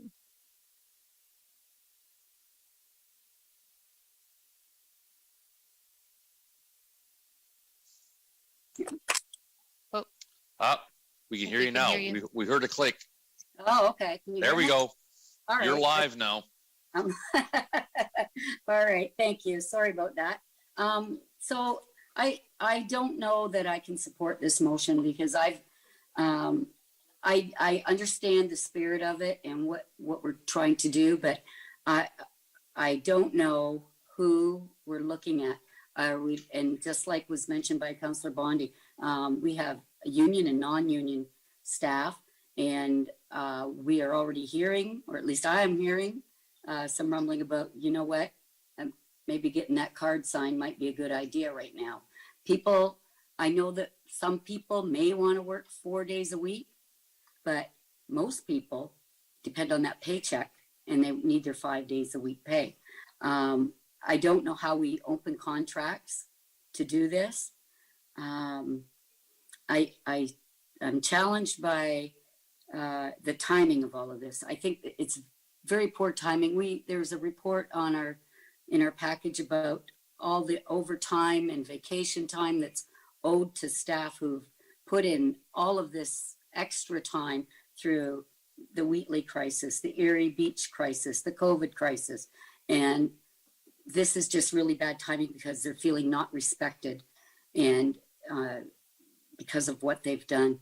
I don't know if this is tied to the service review around the service centers. Is that the intent? I don't know if Councillor Latimer can clarify that for me. I'd be glad to if I could, through the mayor. Yes, please do. Thank you. Councillor Crew, actually, I'm waiting, like everyone else, for the service review results.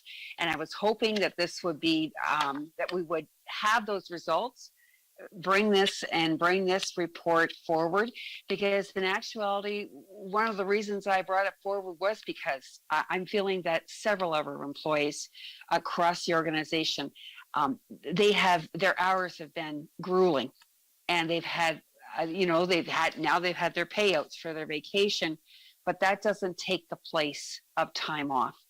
And the municipalities that have had pilot projects with regard to compressed work week, and I'm looking at how I wrote this, and I'm thinking, well, it's not exclusive to down to 4 days a week. It's your 5 days a week, but it just may not be in 5 days. It may be 3, 2, and they're different. There are so many different models out there that I asked Ms. Hoffman to look at, because it really has as I said, the municipalities that have taken this on, that have had the pilot projects, they've actually taken it on permanently, and they view it as a recruitment and retainment strategy that works very well for them. So I really thought it was important that, especially now when things are just in transition, it's something that we need to take a look at, and not necessarily follow through in, but I wanted the information. So I guess that's what I'm asking. It's just for a report, and for those employees who have contacted me, and I have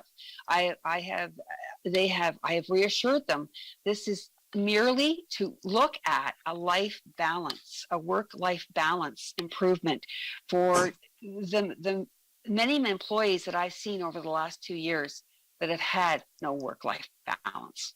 It's just been work. Thank you.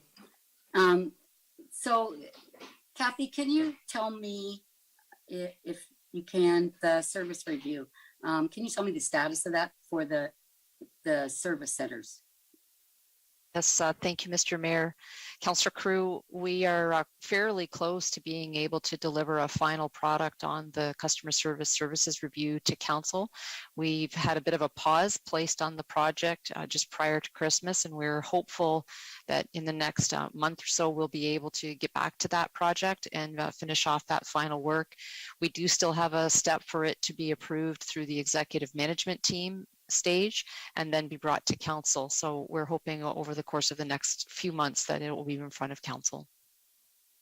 So I'm just thinking that we should have that service review before we do this, or should, in your opinion, which one should come first? And are they tied to each other at all? Thank you, Mr. Mayor. That's a really great question, Councillor Crew. I would say that the customer service review is, without getting out ahead of what some of our draft recommendations are right now, we are going to be making some recommendations to council about the changes in terms of the way service is delivered and where it's delivered likely. These were parts of the scope of the review that council asked us to consider. So whether that would meet the definition and the creative ideas that Councillor Latimer is looking for through this particular motion, I'm not sure yet. But certainly it would be in the vein of down the path of talking about, what kinds of changes might be made. So they would definitely have a connection one to the other. Okay. All right. Thank you. I would, I hate to, can we postpone this motion until we receive the service review on the service centers? So I guess, Mr. Mayor, I'm thinking I'll make that motion that we just defer this until after we get the report back from the service review. Judy, can I get your thoughts on this? Yes, we can put a motion up. Thank you, Mr. Mayor. We can put a motion up as per Councillor Crew, if she gets a seconder, that we postpone this motion until after the customer service review. I seen Councillor Hall's hand pop up. Are you going to second that? I'll second that. Okay. So with that, is there any other questions related to if we defer this the 2 months or so it is until after the service review is released? I see Councillor McGregor, C. McGregor, are you, would you want to comment on the deferment? Yes, actually, and to me, because they are kind of related, and I know whether we're deferring it to after, but I'm wondering if we could somehow have that report come at the same time. Just because if we're going to be talking about this type of thing within the municipality, that it might be overall a good discussion at the same time. So it could come, to me, I could see it coming both as separate reports, but maybe at the same meeting. Mr. So Mayor, we're focusing on it. So I don't know if that's possible, but. Sorry, Mr. Mayor, the postponement would be bringing this motion to vote on after the service review. And I believe Councillor Carmen McGregor is talking about a report already coming back, but Council's not approving the report yet because that's what the motion is, if that's right. Yeah, so that Makes timing sense. wouldn't be able to work. Okay. Councillor. Well, I guess if that deferment fails, then I would probably move that I would support her report, but with the addition of it asking to come back at the same time as the service review report. Okay. Okay. Thanks. Any other questions regarding the postponement until after the report? Seeing no other, we'll put this to vote.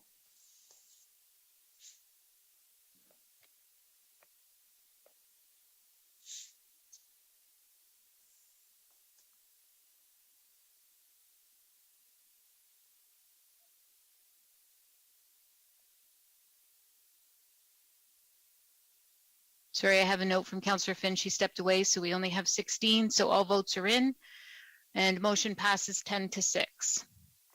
Okay.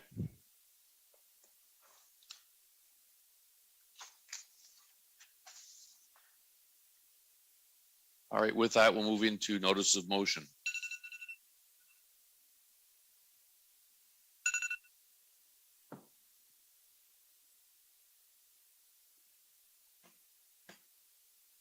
Councillor C. McGregor. Thank you. I thought maybe you were your time was up here, Darren, with the alarm, but thank you. Getting close to 10 o'clock. I know. Good morning, Bill. I, Councillor Carmen McGregor, bring forward the following motion for discussion and voting on March 28th, 2022. Whereas Council's priorities and strategic direction for this term includes economic prosperity, a healthy and safe community, people and culture, and environmental and sustainability. And whereas COVID-19 has impacted many organizations, businesses, and communities throughout Chatham-Kent, and the senior centers are no exception. I therefore am requesting that administration report for council that provides information on how the centers are doing, how they are planning for recovery, and what, if any, support is required from the community and the municipality. Thank you.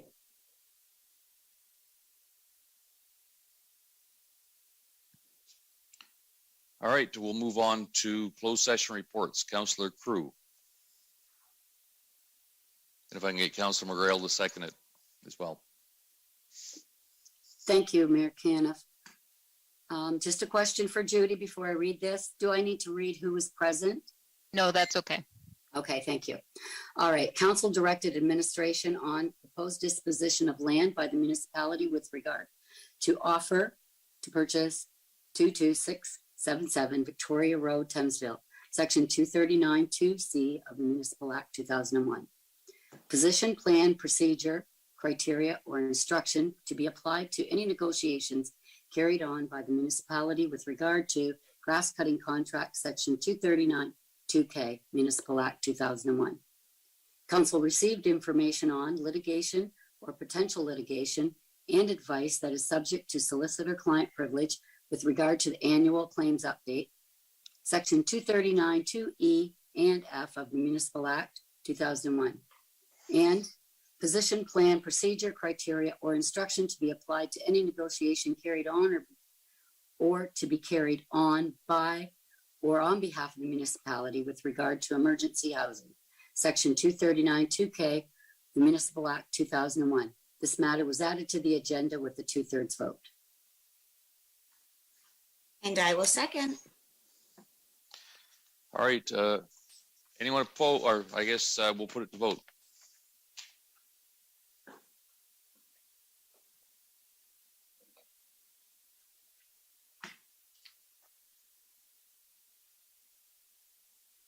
All votes are in. Motion passes 16-0. All right, approval of communication items. Councillor Latimer and Councillor Kirkwood White, there's each one that you've pulled. Councillor Latimer, you want to speak about 3H, and then Councillor Kirkwood White, 2B. Yes, I actually asked to pull the proclamation for the gardens of 2022, and I think we just needed an update with regard to that, correct? Thank you, Mr. Mayor. I'm happy to give an update on that particular item.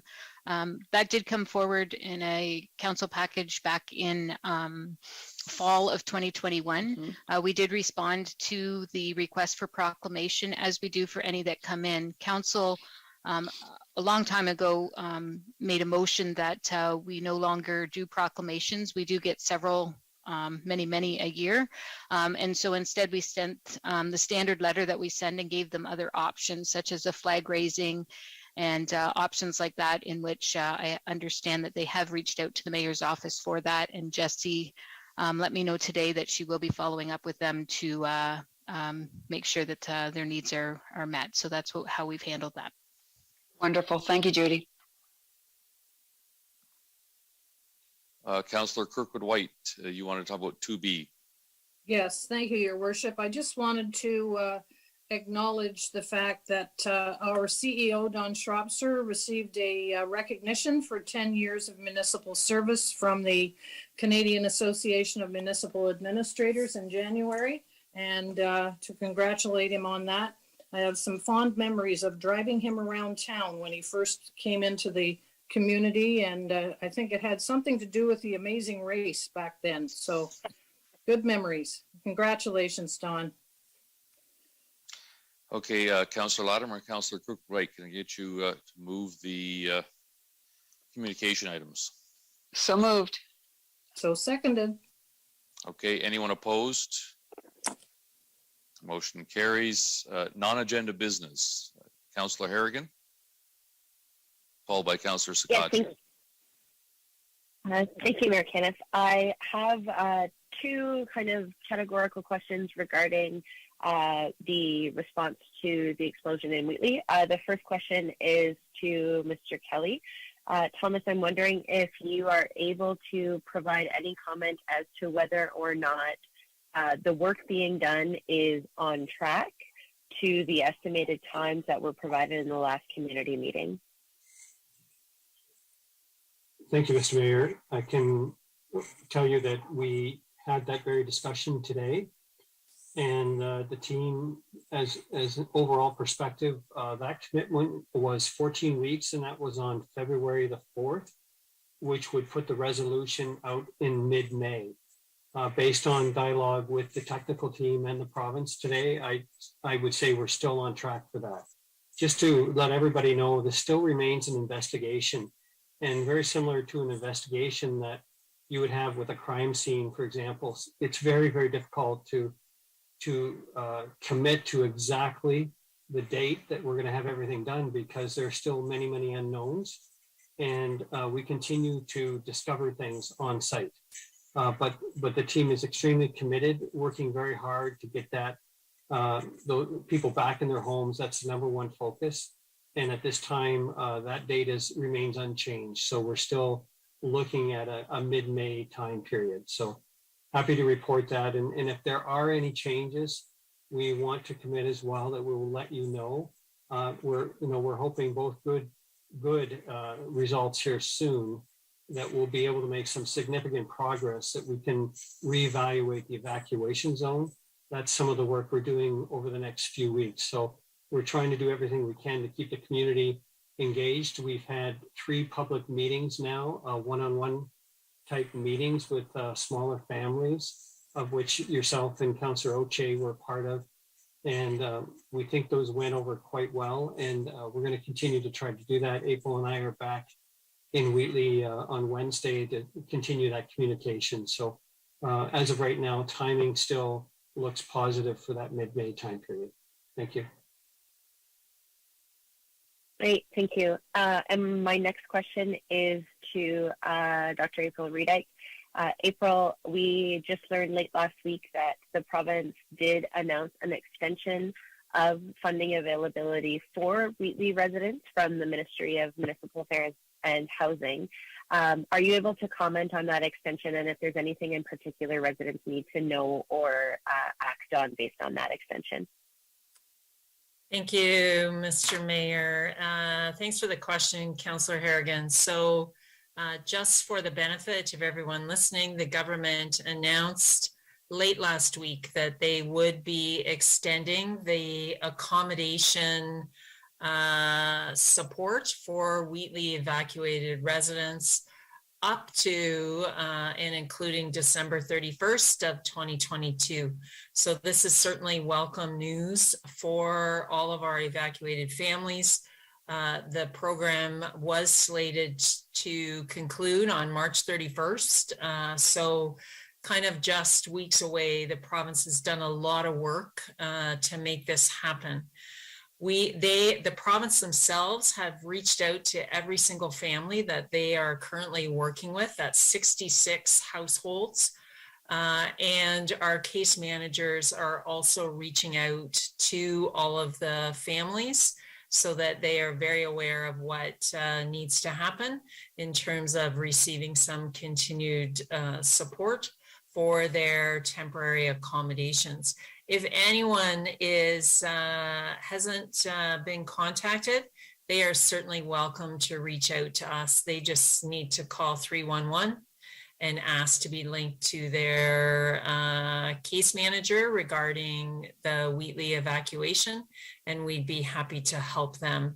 This is good news and very timely for our residents to know that they've got some continued support as we navigate through the rest of this crisis, and then begin to look at really looking at kind of all the work that will need to be done on their homes with the goal of getting them back in there as soon as we can.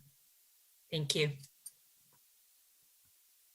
Great. Thank you both for the update. Okay, Councillor Sakachi, followed by Councillor Hall. Thank you, Mayor Caniff. I know we don't have much time here. Just a quick question to Mr. Tiber, if he's still on the line. Chris, are you still on the line by chance? Yes, I'm. Yes, I can't say that I've actually seen it to be fully transparent, but I've had 4 calls just in the last 2 days in regards to a significant project that was just completed in Blenheim this year on John Street with some new technology that maybe there are some challenges there. I just wanted to ensure that you could just kind of speak to the public in regards to what's going to transpire if you're looking in those issues.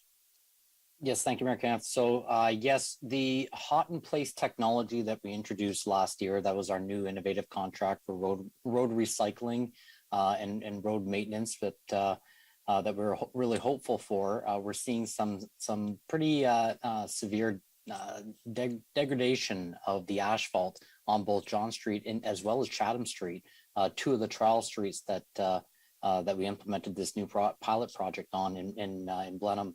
So we, per the terms of the contract, we've already reached out to the contractor. We're in discussion with our legal department as well. We will be ensuring that this gets corrected ASAP. The contractor has responded back actually today, acknowledging the deficiency and coming in to make things right under the terms of the contract. This contract did have actually a 3-year warranty associated with the works because it was a trial contract, and they are committed to coming in and correcting the issues that we have out there. So together, in the meantime, we will be working with our public works team to make sure that the road is safe until such time that they're able to come back in and make it right. So in short terms, we're on it. And then lastly, I don't think this requires a motion. Is this possible just to discuss at our future infrastructure meeting, if possible? Just because I think it's a great, since we speak about technology, I think this would be a great little conversation to have moving forward. So that is all. Thank you. Councillor Hall, followed by Councillor Latimer. Thank you, Mayor Kenneth. Just really quickly, it's kind of a procedural question, I guess, to Judy. Earlier in our meeting, the item 19A, Queens Line and Merlin Road intersection improvement design selection. I was a little slow on the trigger getting my mic on to ask about it, but I had some issues with the poll. Judy, I was wondering if you can check on that to make sure that, I did want to vote yes to that. But if you can just check on that, I don't think it changes the outcome of the vote at all. But if you can just check on that for me, that'd be great. I intended to vote yes. Thank you, Mr. Mayor. We'll go back and look at the votes in the morning and ensure that he had voted that way. Thank you. Thank you. Thank you. Councillor Latimer. Thank you, through the mayor. I have two items. The first item is to do with our local immigration partnership, and I wondered if Audrey Ansel is on, if she could answer a question. Yes, I'm here, Councillor Latimer. Thank you, Audrey. A couple of weeks ago, I was asked by a constituent, a South Kent constituent, whether or not Chatham-Kent had learned whether or not we were going to have an opportunities to sponsor refugees. And then he actually called back this week and said, all right, are we helping out Ukraine? So I wondered if you could elaborate or answer that question, just Sure. on a general basis and specifically with regard to the Ukraine. Okay, thank you very much. Through you, Mayor Caniff, to Councillor Latimer, thank you for the question there and raising that as a point. To date, we have not received any specific requests to provide any specific assistance to Ukrainians. We have, however, received requests from IRCC, which is the Federal Department of Immigration, Refugees and Citizenship Canada, to provide supports with resettling other refugees, because as I'm sure you're aware, there are displaced folks from all over the world currently looking for opportunities to resettle, including Afghanis who've arrived in Toronto and are currently looking for opportunities for communities to settle in. So as of today's date, we have not received specific requests connected to Ukrainians, but I am having a call this week with IRCC on that topic. So I'll look forward to that follow-up with council on that then. Thank you. Okay. And my second item is that I wanted to make sure that my fellow councillors and the public realize that nominations are now open for the 2022 Chatham-Kent Senior Achievement Awards. Everyone right now, I'm sure, can call to mind an individual, an older adult in our community who gives of their time and talent to their neighbors or extended neighbors. So please take the time to look for a nomination or an application on our website or on Let's Talk, Chatham Let's Talk, and we'll know that every nominee will be recognized at our June 1st virtual celebration of the 2022 Chatham-Kent Celebration of Older Adults. And thank you. Councillor Crew.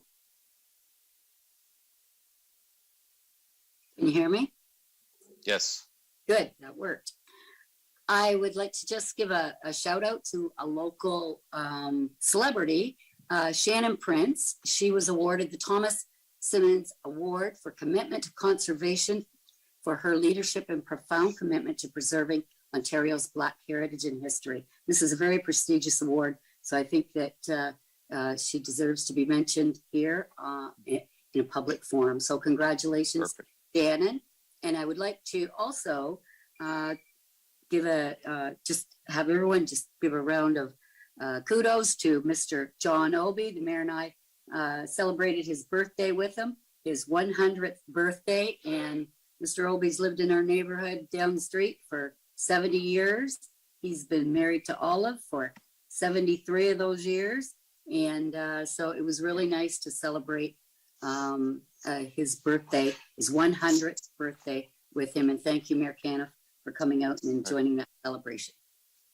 My pleasure. At the risk of going over 1 minute, I did want to share something as well in non-agenda business.